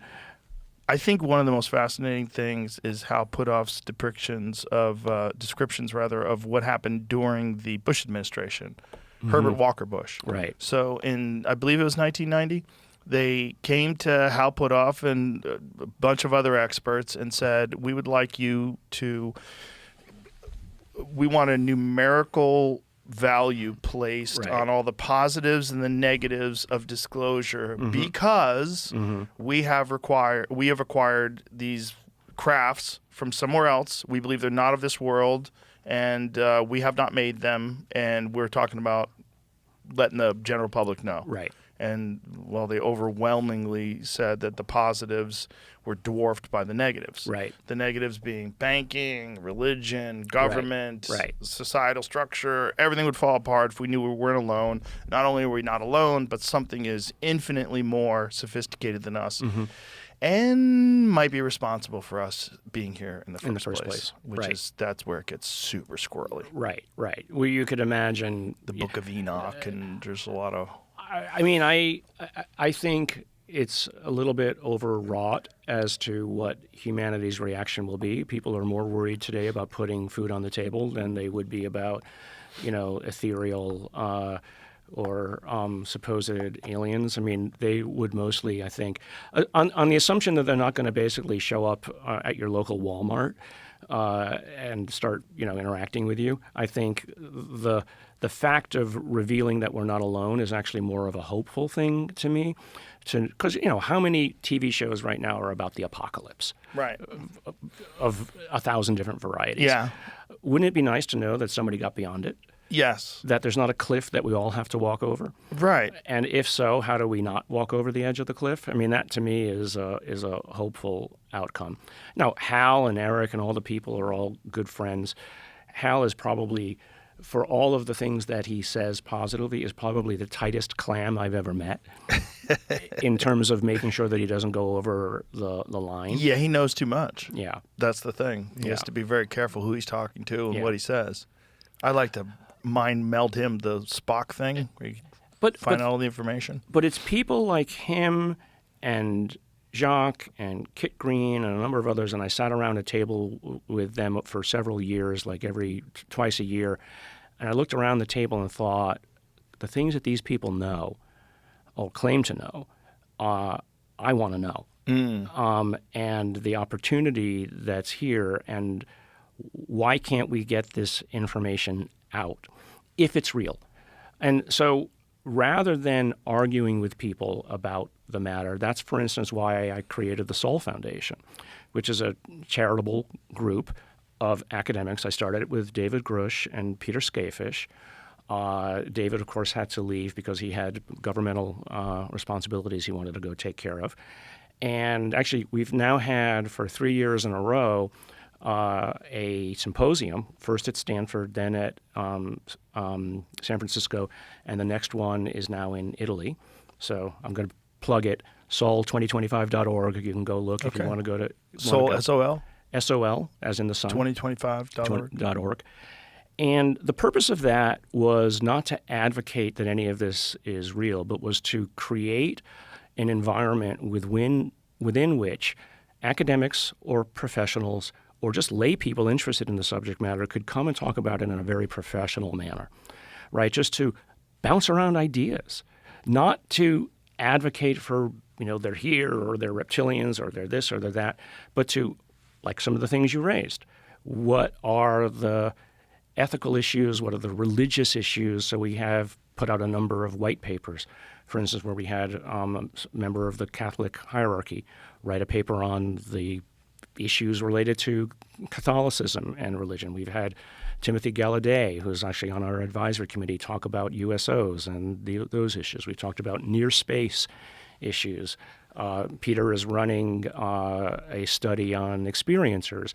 Not that the experiences are necessarily real, but what are the kinds of psychosocial matters that need to be considered for people who say that this has happened to them. So there's a group in the UK called Unhidden, which is basically a bunch of psychiatrists, a group of professional psychiatrists who say, okay, well, there's a trauma associated with this. Whether it's real or not, we don't know. But what are the kinds of rules that we should or provisions that we should provide to the public and to psychiatrists? So when somebody shows up at your doorstep, in therapy and says this, you shouldn't immediately reach for the anti-hysteria or schizophrenia drugs. Right. I was lucky enough in my neighborhood, our next door neighbor who moved in for a while was the chair of psychiatry at Stanford. And so we go over to have dinner with her and her husband. And, like one of the first things that she says, hey, what do you do? Blah, blah, blah. And I happened to mention the UFO thing, and she just sort of sat back in her seat. Okay. You might be a kook. Okay. But it took, a year or so until she finally realized that I wasn't. And then I was approaching this from a very scientific manner. I had my beliefs as to what I think it is that I'm dealing with and that there's some sort of reality to this. But that's separate than the scientist in me that says, well, if I want to talk about this scientifically, here are the things that I need to prove or disprove. So that has led, for instance, to my production or study of materials that Jacques Vallée had brought to me, some metals and other things that had chains of evidence associated with them being at some UAP or UFO landing. And so, interestingly, some of these metals are very unusual. Super high purity silicon, strange magnesium ratios, the isotope ratios are wrong, et cetera. Now, that's not proof of anything, but it's proof that somebody engineered them.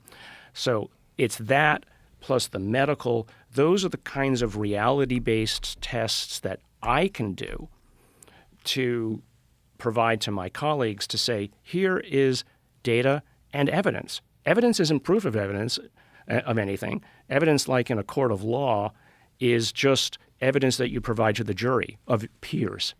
Right? So, but I sort of have gone a step further. And that is, I'm like, okay, well, if these things are, let's say we get some advanced material, how do I prove that this advanced material was made by some superior intellect? Well, probably the atomic positioning of how the material is made is going to be more advanced than even our most advanced computer chip. So how do you determine that? Well, you need some sort of atomic imager that might tell you where the positions of the atoms are and what the bond structures are. That you say, well, that's something I can measure, and I can give those results to somebody else, and they can say, yeah, it's right or it's not. But at least I can say, no human, at least that I know of, could make this. So I started a company that I've raised money for with this new idea that I have for how to make an atomic imager, and we're doing it. And so, we've raised the money, we're building it already, and I know it will work. So when I have it, whether or not it's useful for looking at UAP materials is almost immaterial, because I know how useful it will be for the nanomaterials, the metamaterials, the alloys that the government, et cetera, uses for biology, et cetera. So rather than predicting what a protein structure or a DNA or a chromosome arm looks like, I'll be able to read its structure directly. I want to bring you back to you said it was 10 people that didn't have Havana syndrome, that they had some sort of an injury that was associated with a UAP event. What was their thing? Did they have an implant, or was there a... No, some of them had they had what you would call white matter disease in their brain, like they had been exposed to something. So white matter disease, if you have, for instance, multiple sclerosis, and you look in the brain with MRI, you'll see these white areas, which are basically dead tissue, scar tissue. They had things like that. One person, one of the pictures that I had was that they had claimed to have seen something in their backyard. They shone a flashlight at it, and the moment they did, they got zapped. And then you see the picture of the guy in the back of his neck, this huge welt and a bruising and a scarring that could there's no reasonable way you could have gotten something like that just by exposing yourself to a flame, as a for instance, or a blowtorch. And so it's these kinds of events that, and the unfortunate issue with these is that they're not repeatable. They're one-off anecdotes. Right. You certainly can't put a person in a place where they become bait for these kinds of events to occur. And so you're sort of... Some people would volunteer for that, though. Somebody might, yeah. To go get zapped. You know about the Travis Walton story, right? Very much, yeah. Yeah. What do you think of that? He's kept to his story over all of the years. That's what's so confusing. Yeah, I mean, he's had no reason. I don't know that he's profited off of it. I find it fascinating, but it's the irreproducibility of the events that the skeptics, I call them more pseudo-skeptics, they're pseudists, like nudists, they're pseudists that use these one-offnesses of these events to disparage the entire, idea of it. It sounds ridiculous. Well, of course it sounds ridiculous, because you're talking about something that is fucking outside spaceship that zaps people. Yeah, that's ridiculous. And I don't think that even he would propose, Travis, that he was purposefully hurt. Right. I mean, if you walk across an airfield and get in the plume of a jet engine, you're going to get hurt. Right. Yeah, and his story is that he was taken aboard to heal him. Yeah. That there was something happened to him during that event. But the crazy part is that all the other people that are in the truck, they witnessed it, and then they passed polygraph examinations. Right. They also told the same story independently when they took them and separated them.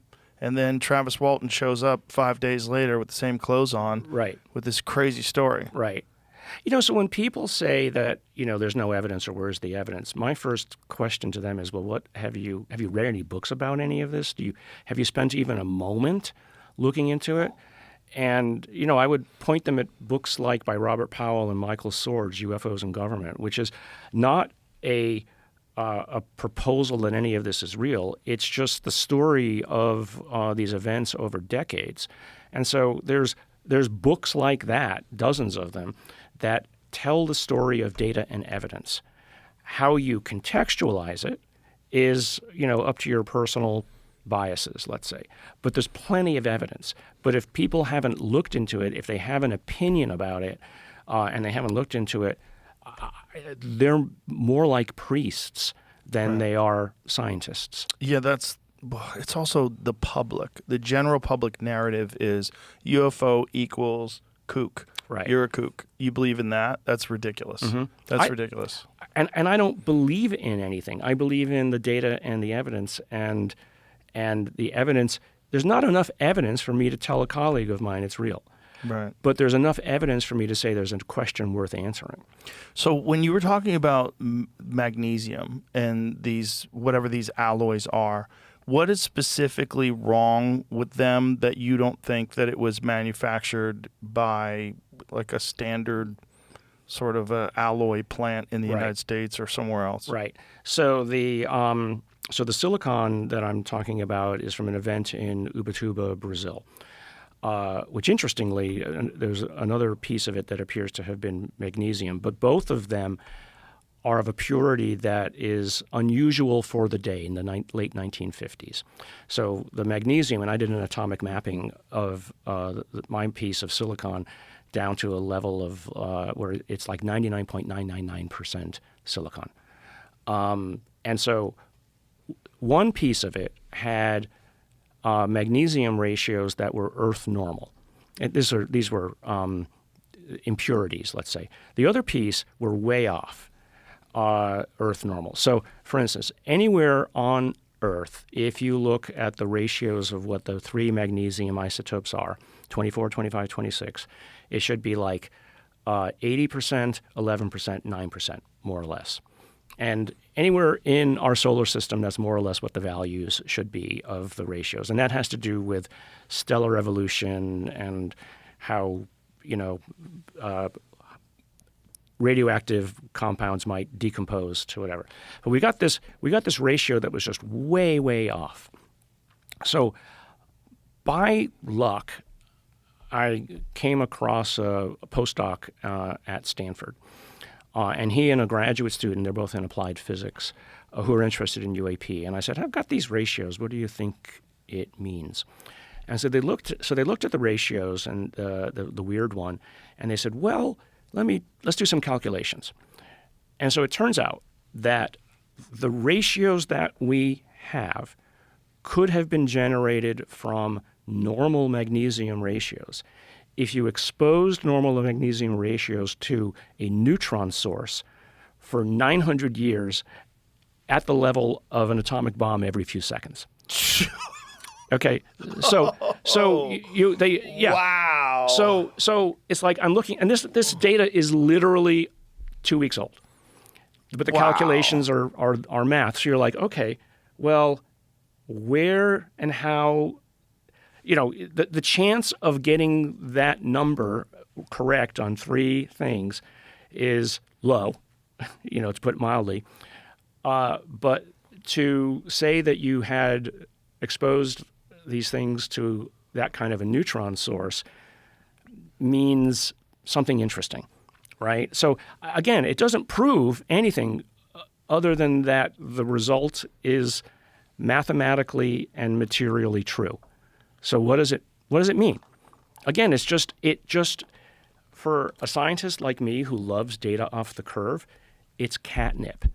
I can't help myself but want to know and understand more about it. Yeah.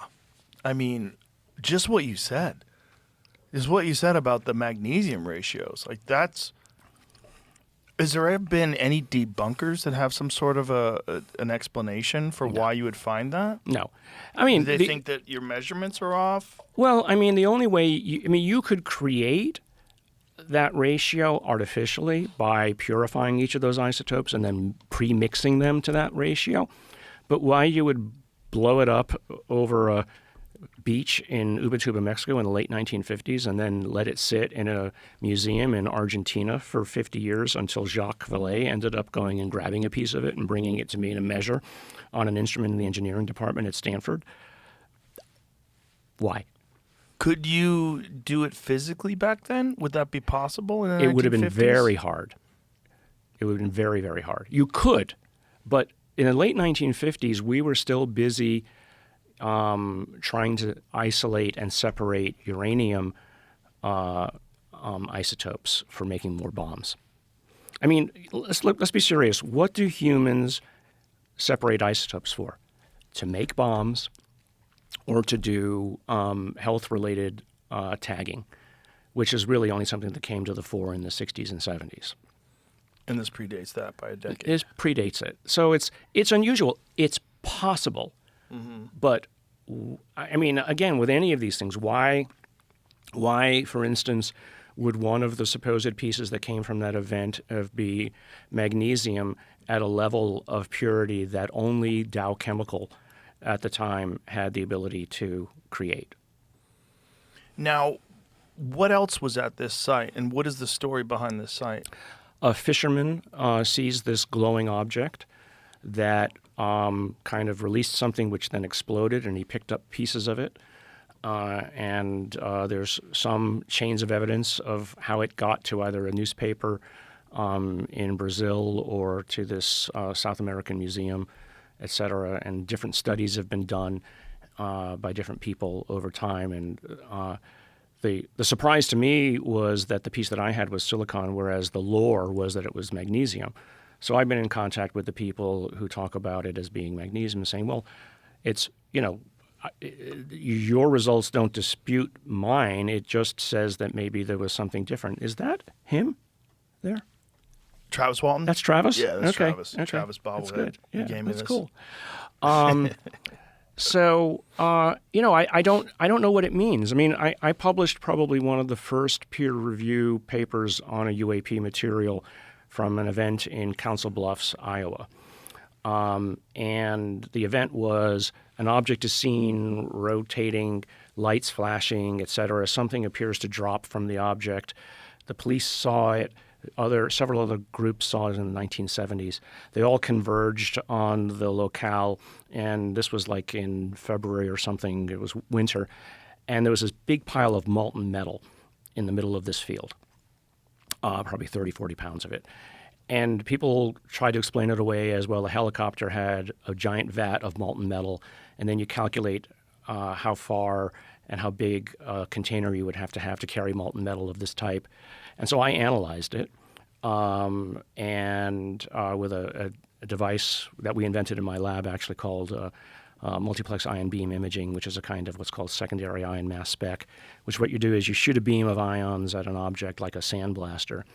It ionizes the material on the target, and then you shoot off and measure the mass of the objects that you just sandblasted off. And so what we found was nothing unusual in terms of isotope ratios, except we found a mixture of metals that, depending on where you looked in the sample, was different. So it would be like iron, titanium, and chromium of a certain ratio here, but a different ratio of those things over there and over here. So what that meant was that whatever this stuff was didn't come completely pre-mixed. It wasn't like a milkshake. Right. It was a slurry of partially mixed materials that somebody decided to drop off. So again, this is just data. But my purpose of publishing it was first, and this was published in the Progress in Aerospace Sciences, peer-reviewed. The purpose was to show you're not going to get thrown out of the academy for publishing this stuff. As long as you don't make crazy conclusions and you just say, here's the data, to show people that you can publish this stuff as long as you're scientifically careful in how far you go. You leave yourself plenty of diplomatic exits in the verbiage that you use. And it was part of what then got me to start the Soul Foundation, along with Dave and others, to say, look, it's okay to do this as long as you're careful. And that's why people, Avi Loeb came after me because he had kind of the same pushback from his community, where all he was doing was saying, the question's on the table. I'm not saying it's true. It's just you can't push this off the table. So he had the same kind of righteous indignation that I have that propels me to say, well, I'm going to show you why you can't take this off the table. So when they found this puddle of molten metal, and it's a bunch of different mixtures, so it seems like there's a bunch of different stuff that was there and it wasn't perfectly mixed.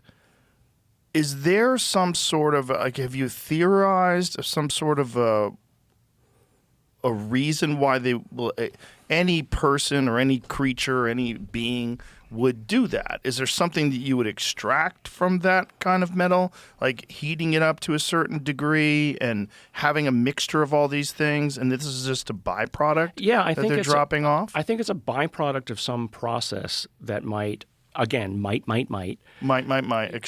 It might be part of a propellant system. It might be part of the way that they generate the fields that allow these things to move. Again, these are all mights. It's speculation.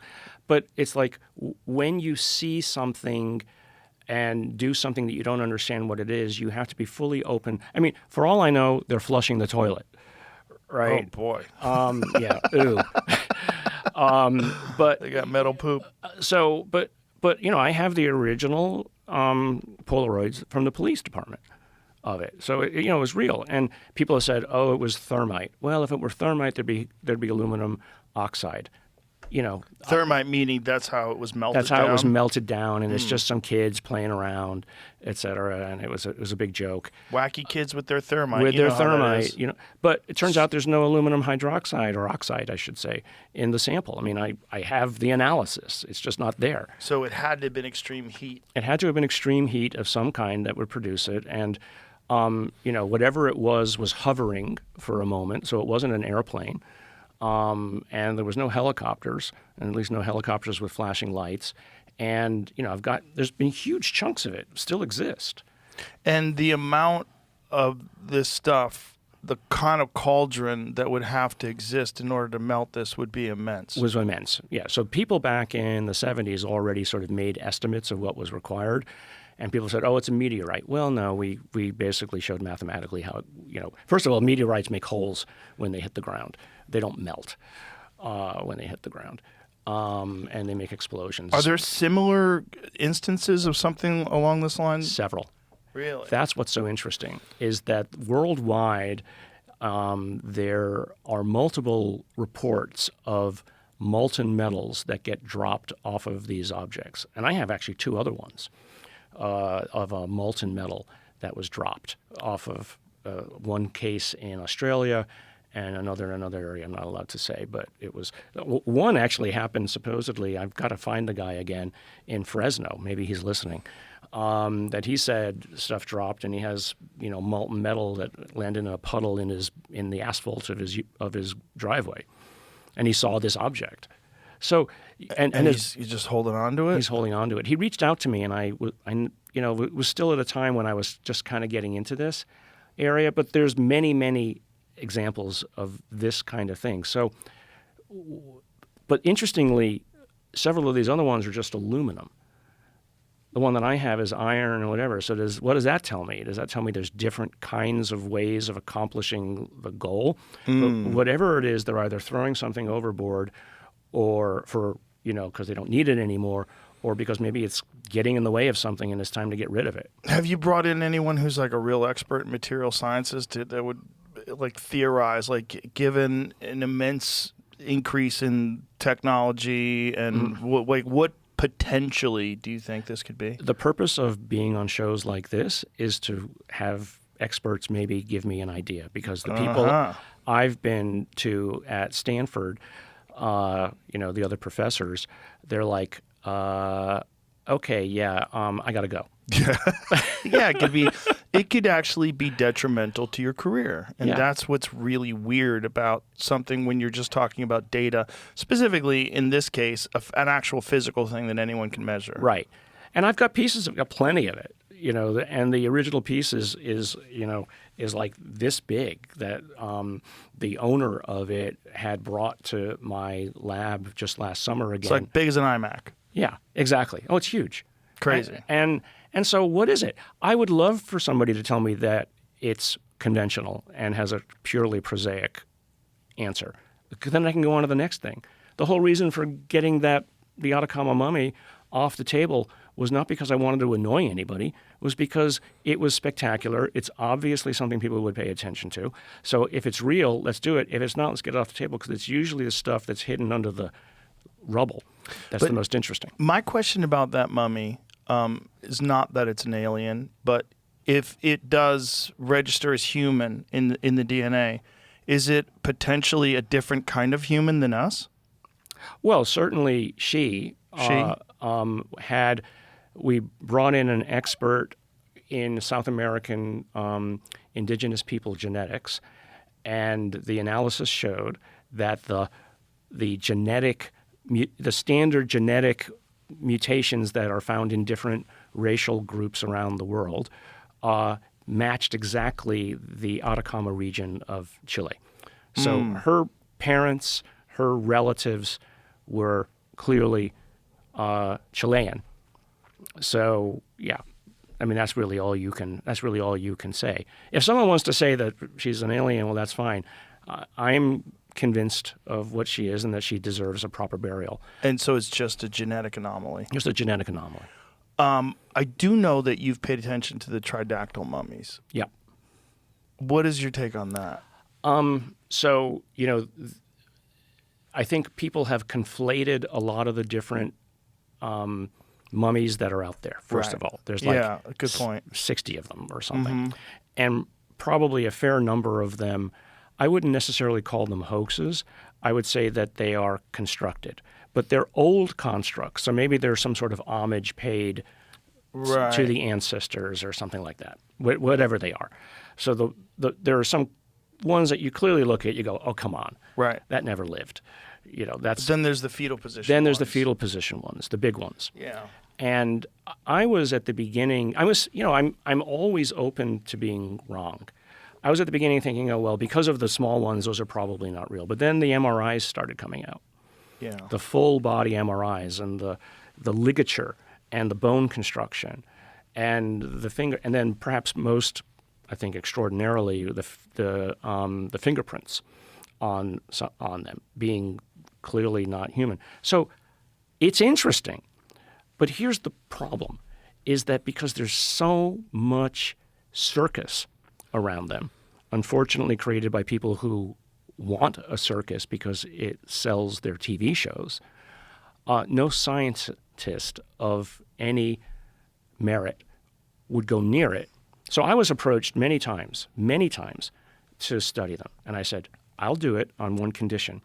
Here's the money I need, not personally, but here's the money I need to do the kinds of analysis to accomplish this right. Second, there will be no TV cameras. And you won't hear from me again until I'm ready to talk, because I'll have double-checked and triple-checked and quadruple-checked the results, and then I'll have gone out, as I do with the Atacama mummy, bringing in further contiguous circles of experts to double-check me. And not make it a circus. Because I won't name the TV show that wanted to do it, but they wanted to follow me around with a camera. And I'm like, no, this isn't how science is done. Right. I can't do it with those strictures. So I would say that if anybody's going to do it again, lock the things away with South American scientists. You don't need a North American scientist to come in and do it. There's plenty of smart people in South America who can do this properly. And respect the rights of the indigenous peoples who owned the sacred grounds within which these things were found. I think that's important. And then do the analysis right. They made, I think, the mistake of saying, well, we've done the DNA and there's a lot of DNA that doesn't match. Anything, and the stuff is several hundred years old, anything that old, you won't get a lot of good DNA out of it. But just they did the same thing with the Denisovan and the Neanderthal. You have to correct the chemical errors that occur over time. There are ways to what's called bioinformatically correct. You need to do what's called overreading of the genome, where you do so many reads of it that you stack them all up line by line. Like if you had 1,000 versions of an ancient Bible, you would stack up the lines one by one, and finally you find one line that has this letter, that's correct, and then this one correct, and then you basically do a summation of an averaging of the correctness. And so they say, oh, well, there's 90% of the genome is non-human. It's probably garbage. It's probably these mistakes. It's probably bacterial contamination that you're reading. There's ways to deal with that, but that requires money and not one-off DNA sequences put on the interwebs for some amateur genomicist to make a claim about. Right. So there's ways to do it. I mean, you would want, at the end of the day, to get the results to the level where you could go to the guys who did the Denisovan and the Neanderthal DNA, the Max Planck and others who won the Nobel Prize for it, and say, hey, what do you think? But you don't dare take it to people like that until you've done your homework. I see. Yeah. Right. And you do it behind the scenes. You don't put them under a flashlight. Right. And people, I think, have gotten used to this click mentality of impatience where I want the result today. Why can't you just make it all transparent? Dump all the data on the web tomorrow. You're not transparent. You're hiding something. No, I'm not. I am just trying to make sure that you don't make the mistake and accuse me of making the mistake that you'll find in the data, because the raw data is never clean. In the Daily Mail headline. In the Daily Mail it's headline. Never accurate. So, long story short, I think there's still something worth looking at there.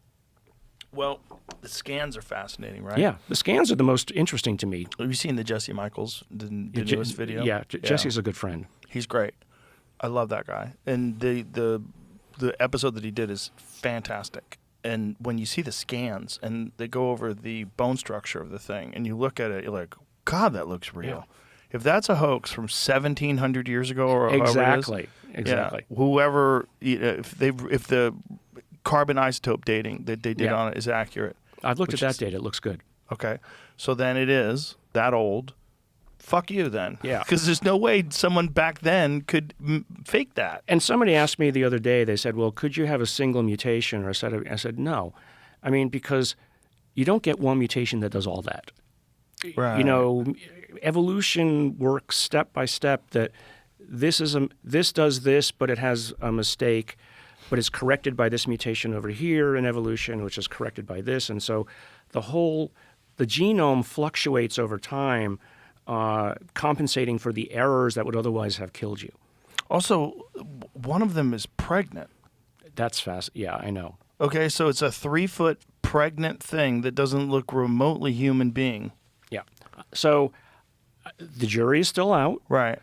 But if they're going to do it right, they need to sequester the stuff away, bring in the right people with sufficient resources, and get rid of the cameras. Have you talked to them? Have you encouraged this? Is it possible to nudge this in the right direction? And where's it at right now? I wrote out on Twitter a full thing of what they needed to do. I mean, the easiest first milestone to do, to be honest, that could be done within a couple of months, is if it is somewhere in the hominid or, let's say, vertebrate line, there are metabolism genes that we all share. In fact, there are metabolism genes that we share with bacteria that are very similar. So do you know the technique called polymerase chain reaction, PCR? Yes. So, why try to do the whole genome? Why not just target a bunch of genes that we know evolve slowly, but do evolve, and PCR those out? Because that's easier to do than is trying to assemble a whole genome. And then by having just those, let's call it preliminary sets of evidence, you could then say, this actually reproducibly, if I take a sample from the finger, I take a sample from the bone marrow, I take a sample from here or there on the body, and I take a sample from the 3 different main things, and I see the same mutations, and they're different or somehow aligned with hominid evolution, right? We compare it to all the known hominids. I mean, that would be the kind of data that you could actually publish in a journal like Nature if you did it right. Because that's the only way that you're going to get anybody to pay attention.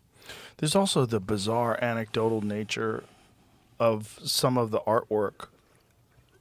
Like the fact that these people did a lot of these tapestries and a lot of ancient artwork that's 1,000 years old that depicts these 3-fingered things. So it's like, what are they describing? Are they describing these actual creatures? That there were only a few of them and it was a weird genetic mutation? Or is this a common visitor that they're describing? I don't know. I don't know either. I mean, why would you put them in a cave in Peru? I don't know. And if you didn't put them in a cave in Peru, what would be left? That's the problem. Yeah.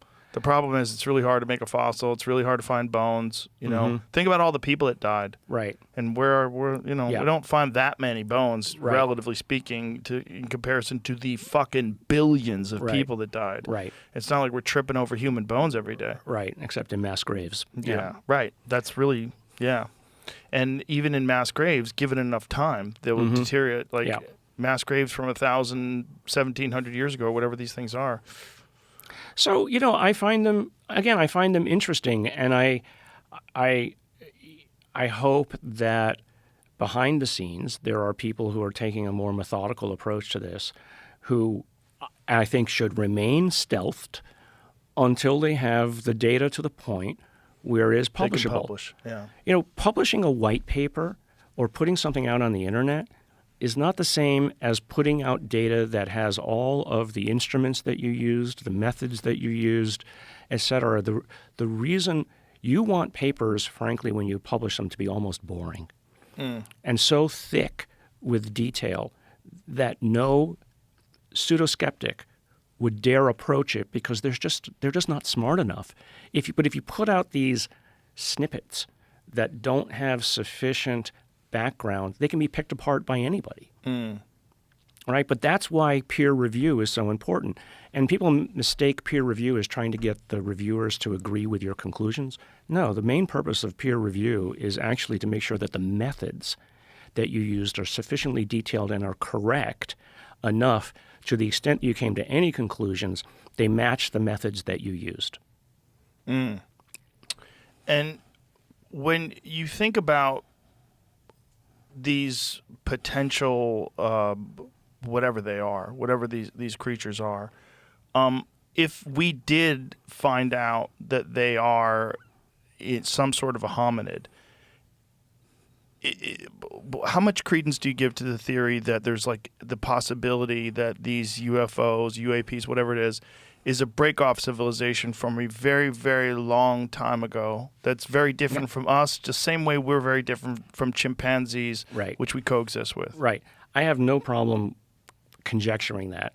Did you ever see the Netflix show Chimp Empire? Yes. Amazing, right? Amazing. 20 million years of separation, and it looked like fucking faculty meeting. With people like looking at each other and planning and plotting, board meeting, and so we shared all of those interactions from 20 million years ago. So how much further back would you have to go to have something like what that is? I mean, it's clearly not recent.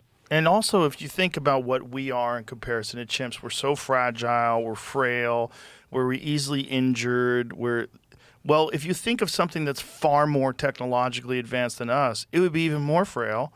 It would be even more petite. It would have almost no muscle at all. It would look, weirdly enough, like the Greys from Close Encounters of the Third Kind. Like, that's what it would look like. If it was a hominid that's whatever we are, and it went way past that. Right. Yeah, no, technology gives evolution the excuse to no longer make or allow for you to be robust. Thank you. That was the word and I'm also, looking for. why do you need opposable thumbs? Yeah. Right? These things don't even have opposable thumbs. That was what's weird about it. Right. It's like, how do you interact with your environment? They look more like sloths than they Right, do. right. Yeah. I mean, at least their hands do. Yeah.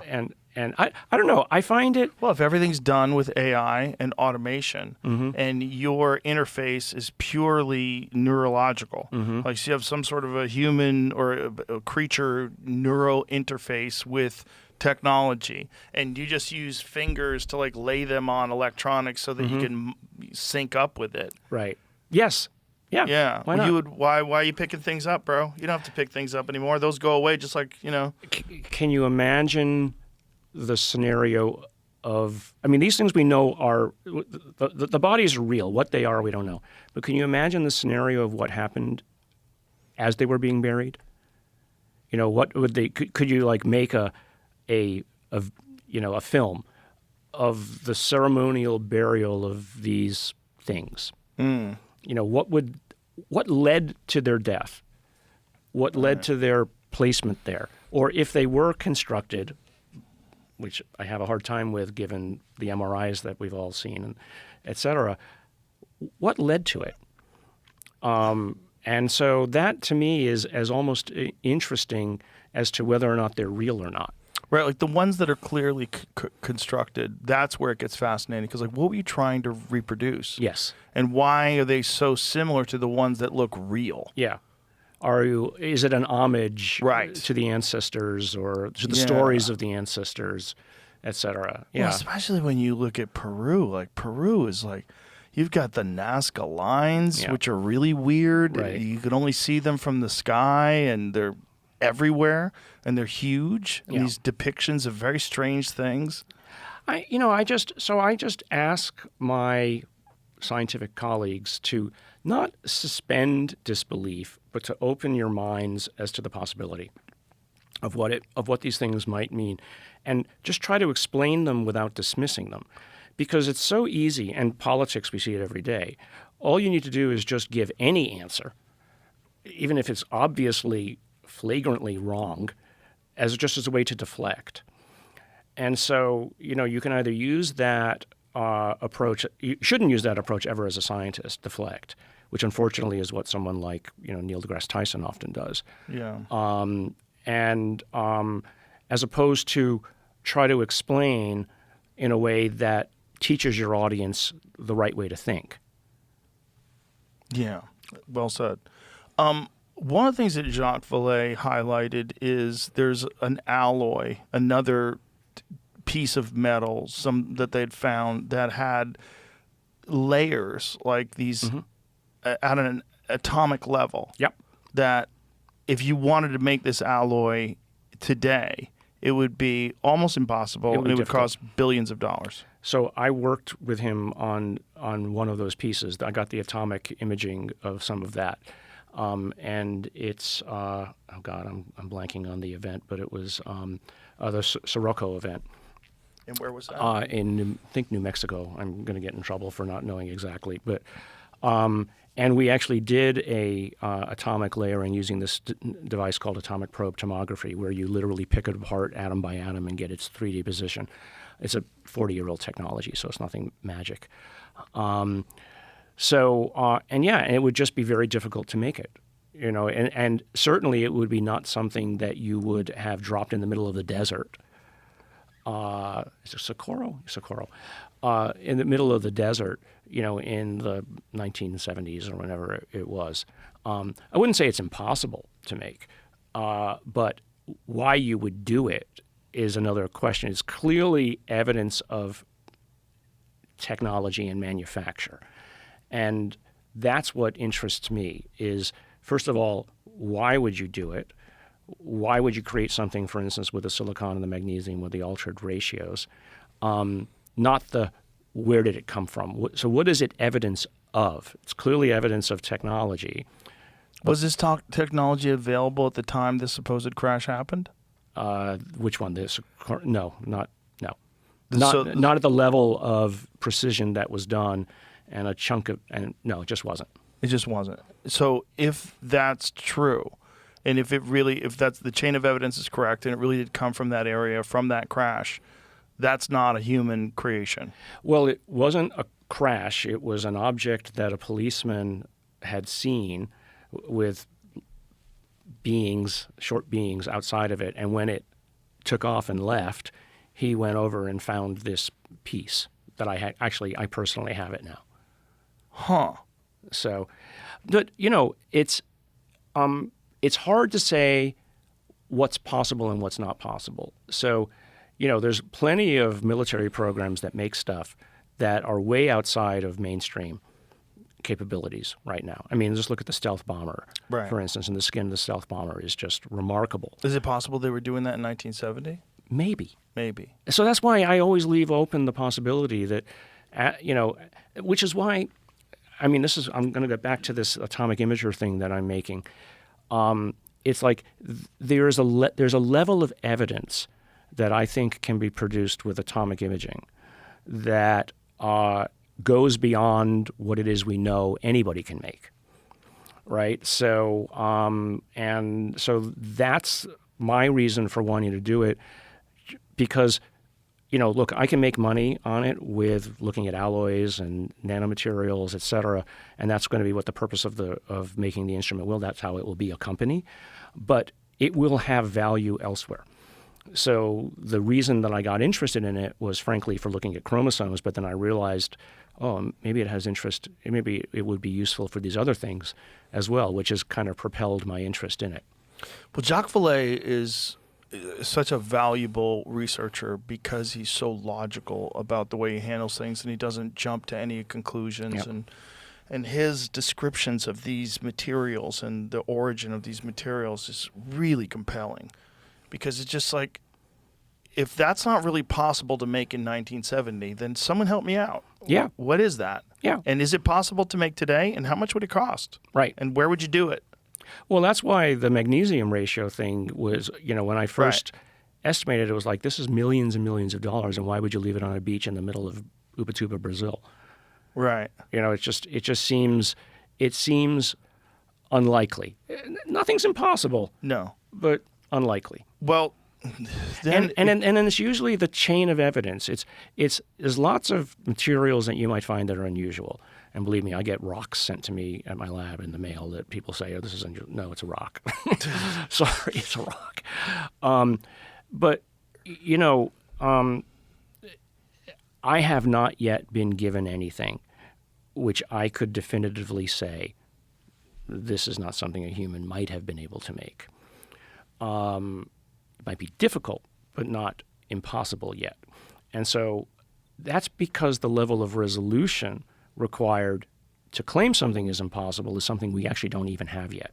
Does that make sense? Yes, that does make sense. So that's what so my whole career has been inventing instruments that were, I felt, inevitable, but not yet possible.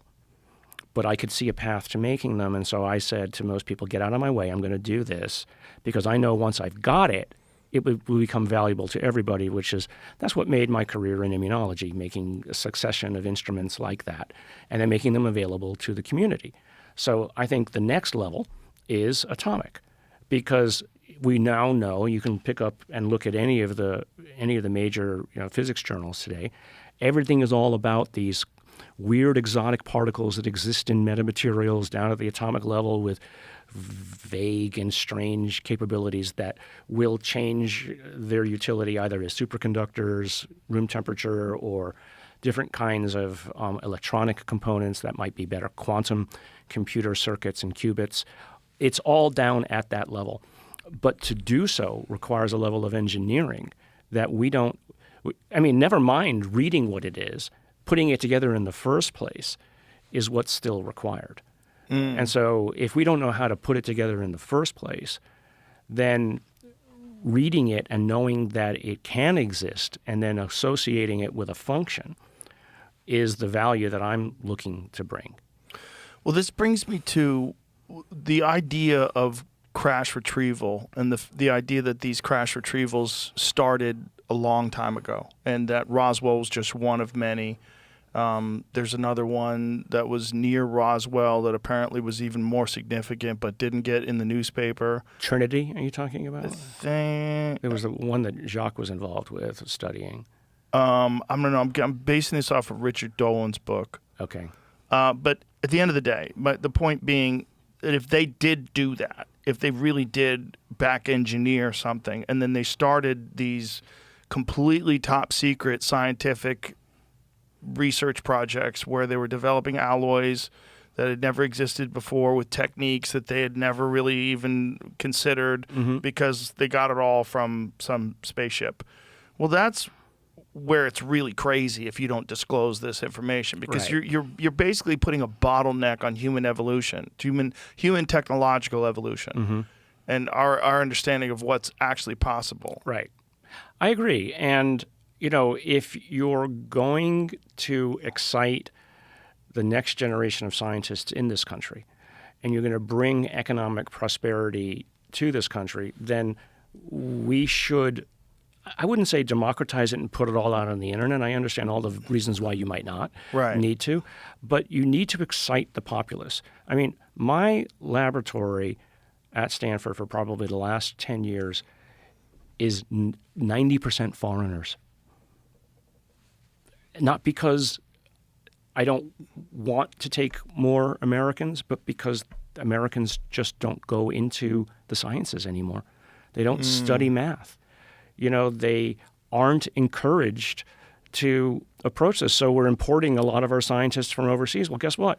A good third of them end up going back and bringing all the technology that they invented here back there and creating competitors. Now, maybe that's good on a global scale, but maybe it's not something that we want to encourage on a local scale if we want to maintain our technological superiority. And we're basically governed by lawyers.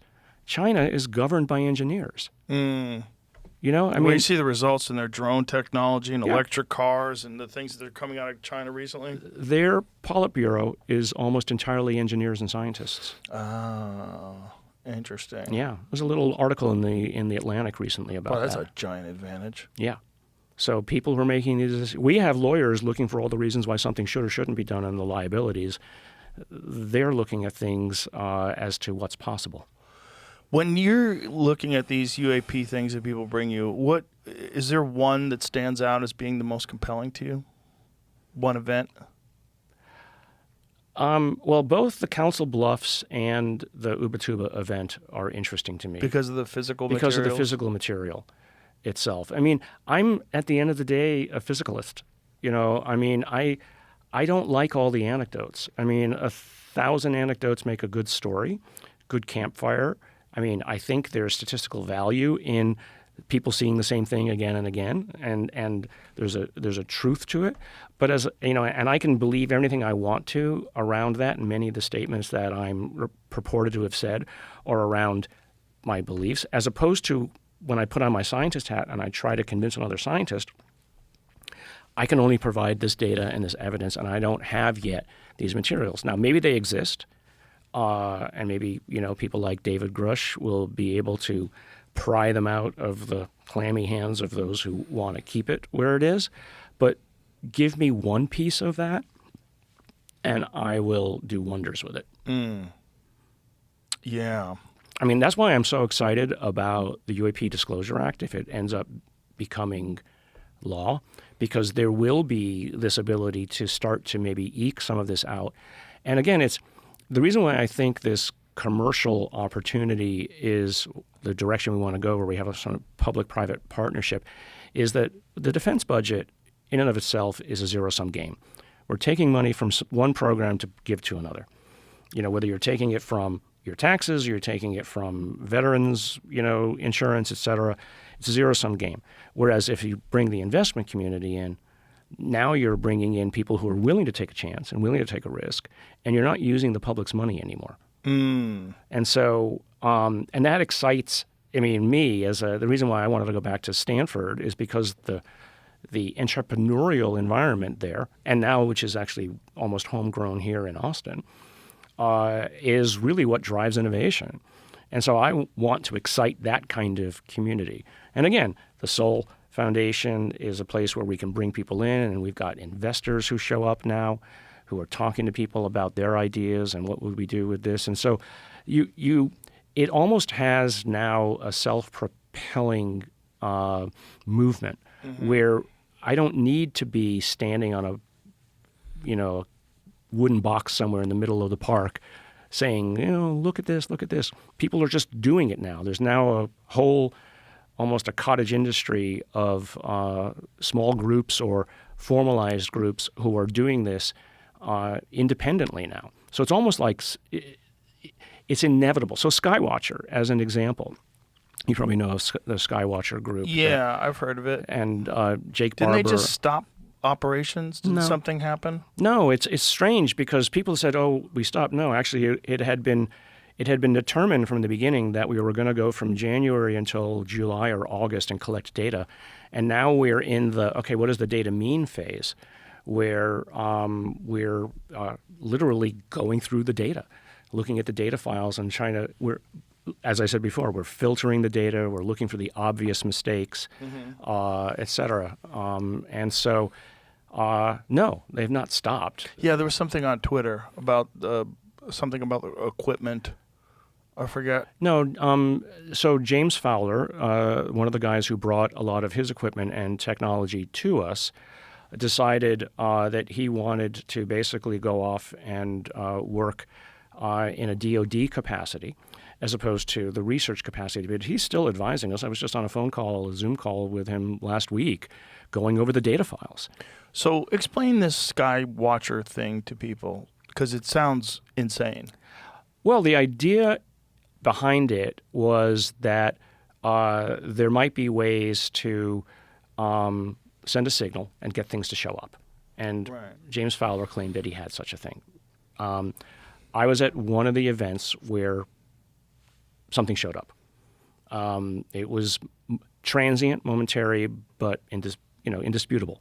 But it's just like, what did it look like? It was just a silver ball moving quickly through several frames of a video, which was not fast enough, frankly, to pick it up. We just saw it move. It went that way, and you then didn't see it with your naked eye. No, I didn't see it with the naked eye. Which, of course, is a problem.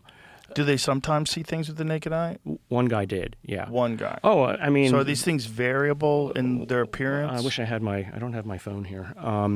But we do have a picture of one next to the helicopter, about 200 feet away, and it's just kind of a fuzzy white blob against a blue sky. But it was there, and it's not a cloud, and it's not a balloon. It's not discernible as anything obvious, but it was there, and it happened during one of these events out in the middle of the desert. And so, so the idea is behind Skywatcher is to see if there are ways to get them to show up, and if so, in a reproducible manner, and then have the right kind of simultaneous multi-sensor capabilities to measure it, meaning radar, IR, visual, people on the ground. What are they sending to get these things to go? What signal? James has a signal that unfortunately he won't. I don't know what it is. He won't let everybody know what the bat signal is. Well, to I mean, UFOs? Maybe, yeah, exactly. I mean, it sounds kind of silly, but I mean, why would you put that out on the internet? Because you might render it useless. They're like, oh, I'm not going to show up. Everybody's using it now. Oh, so you think it's a trick? Like it tricks them into showing up? I don't know. I really don't. Don't you think they'd be smarter than that?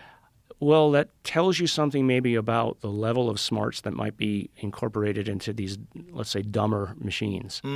Maybe, yeah. That was exactly my thought. Is like, why would you show up when you know what it is, unless there's a reason you're basically trying to train the monkeys what to do. Maybe you're tricking the monkeys into sending. I don't know. But isn't there a group of people that just go out and they just using their mind, they meditate, and supposedly they have some success as well? Yeah, there's the CE5 groups that do that, and I've never participated in any of that because I don't know how to measure it. I'm more than willing to believe that there are technologies capable of measuring thoughts at a distance that might be some super advanced. I don't believe that you have to call it telepathy and magic. I think that there's, if such a thing happens, that there is a technology that might be able to read at a distance. Right. Well, I have no problem with that. I don't have a problem with that either. I don't have a problem with the idea that consciousness is kind of vaguely and barely understood, and whatever our relationship to the universe itself and reality itself through consciousness is, it's not fully defined, and also it might evolve just like all of our other intellectual capabilities. Right. Well, I mean, think of it this way. You and I are interacting with each other through quantum waves. My meat brain sees you as an object, but yet everything that you are sits in quantum space-time down at the Planck level, and you're not even mass. You're just a series of, in some people's minds, vibrating fields and objects. And so we have sensors that see and hear each other and think about each other, but our consciousness somehow is embedded in space-time. And so who's to say that there's not signals passing to and from that are vaguely able to be picked up by our meat brains that we don't necessarily appreciate? Right. So that just because I can't think at you and you can't hear me doesn't mean that there aren't perhaps brain organizations of some people that are a little bit better at hearing the echo than others. Well, it's just also probably the reason why when you go to the woods and there's no cell phone signals, the world feels different. Yeah. Because you're probably experiencing a bunch of signals that your brain vaguely interacts with. Right. That, might not even necessarily be good for you. Right. But they're out there and they're a part of the world that you live in. Mm-hmm. And you don't have a radio. Right. So you're not like tuning into them. You don't have a Right. cell phone, so you Right. can't just like make calls with it, but Right. you're experiencing it. Right. Well, and, our civilization is drowning us in constant noise. Yeah. And so maybe, that drowns it out. And that's why meditation is why people claim that they can interact with other things. I don't know. Yeah, I don't know either. I saw an interview that you did where you were describing the sighting over off the coast of San Diego in 2004, the Nimitz sighting, where you said that the amount of power. Why don't you describe it? So the Right. amount of power that thing had to Right. use to move the way it did. Right. So it's on radar. It's on radar. So these are actually calculations by Kevin Knuth, a physicist from the University of Albany, and a published paper. Again, just speculation. But what he basically said was, how much power would it take to instantaneously accelerate from 50 feet over the ocean to 50 miles above the Earth, whatever the number was, and instantaneously decelerate? So it's not just the amount of power to lift something. It's the amount of power to accelerate and decelerate instantaneously. And so you can make simple physical calculations of a 1-ton object, let's say, and it's more than the nuclear output of the United States for a year. And yet these things seem capable of doing that at will. So where are they getting the energy from? And I remember asking Hal a question like this years ago. We were stepping into an elevator, and we were talking about his ideas about how these things might move. And I said, so they're cheating somehow, aren't they? And his answer was, from our point of view, they're cheating. From their point of view, they're just using the physics that we don't understand yet. So where's the energy coming from? What are they doing? And so that might be, as a for instance, a reason why you don't want everybody having access to it. Yeah. Because any one of those objects is worse than a thermonuclear bomb. You shoot one of those things at a city, and that's the end of the city. And if anybody could do it, Well, maybe that's the step of human evolution, of the evolution of our society and civilization, is that AI has to come into power before we have access to all this other stuff. Right. That we do need an AI government structure. Right. And that we do no longer require military intervention and all the shit that is Agreed. the bane of civilization today. Because if you ask the average person today, do you envision a world where war doesn't exist? Most people are saying no. Right. The vast majority, except for a few delusional hippies. They're going to say no, right? But if you ask them, okay, given this super intelligent AI takes over the world and proves to be benevolent and really Right. just wants to accentuate the life of Right. human beings on Earth and make it better for everybody, then yes. Right. Then 100% yes. Right. Why would it want war? Right. Right? So maybe something like that has to take place before we get to a situation where, okay, this is how you really travel. Right. Right. Okay, now that you're not going to war anymore, listen, But you can show you already about gravity bubbles. you can already imagine the negatives where people will say, "Oh, well, it's the apocalyptic nanny state." Right, where AI just basically takes care of you and humans devolve into something, which is why I think Yeah. a merger of human intellect with this, where it's a synergy as opposed to an either or. I don't want to be nanny stated either. Right. I want to use it to explore ideas or explore pleasure. I mean, I'm finding people want to be hedonistic and, participate in virtual parties all day long. Right. For all I care. I don't care. Right.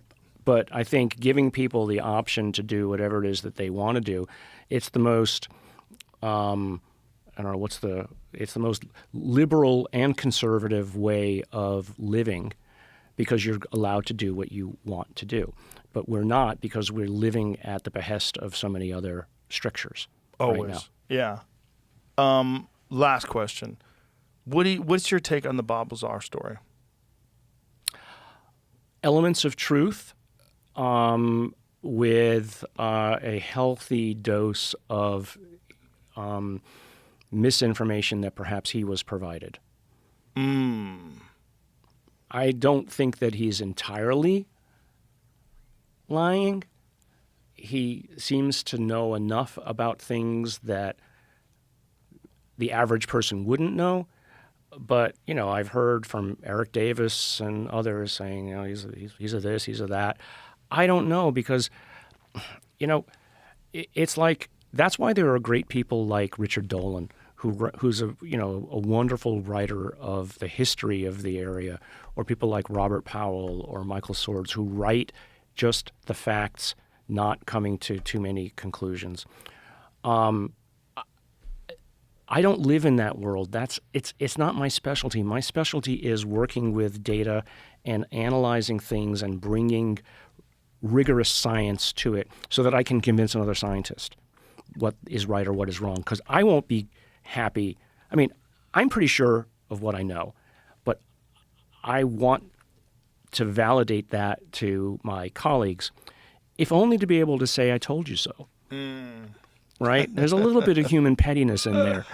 A little bit of pettiness is great motivation. Yeah, but that's, I think, again, enabling people to live in a world like that, where you can talk about these ideas without being ridiculed, is really, I think, the objective of what science should be, and what open-minded, non-theologically dogmatic approaches should be. It's like, accuse a scientist of being a priest, and that's the best way to really upset them. But pointing out that what they're doing is mimicking dogma and priesthood is the only way to shame them into doing the right thing. Does that make sense? It does. It does. Well, listen, man, I'm glad we finally did this. Yes, thank you. Thank you so much for being here. Thank you so much for all the research that you're currently involved in, and all the stuff that you've done. And it's been amazing talking to you. I really Same as appreciate well. it. Thank you. Thank you so much. All right. Bye, everybody.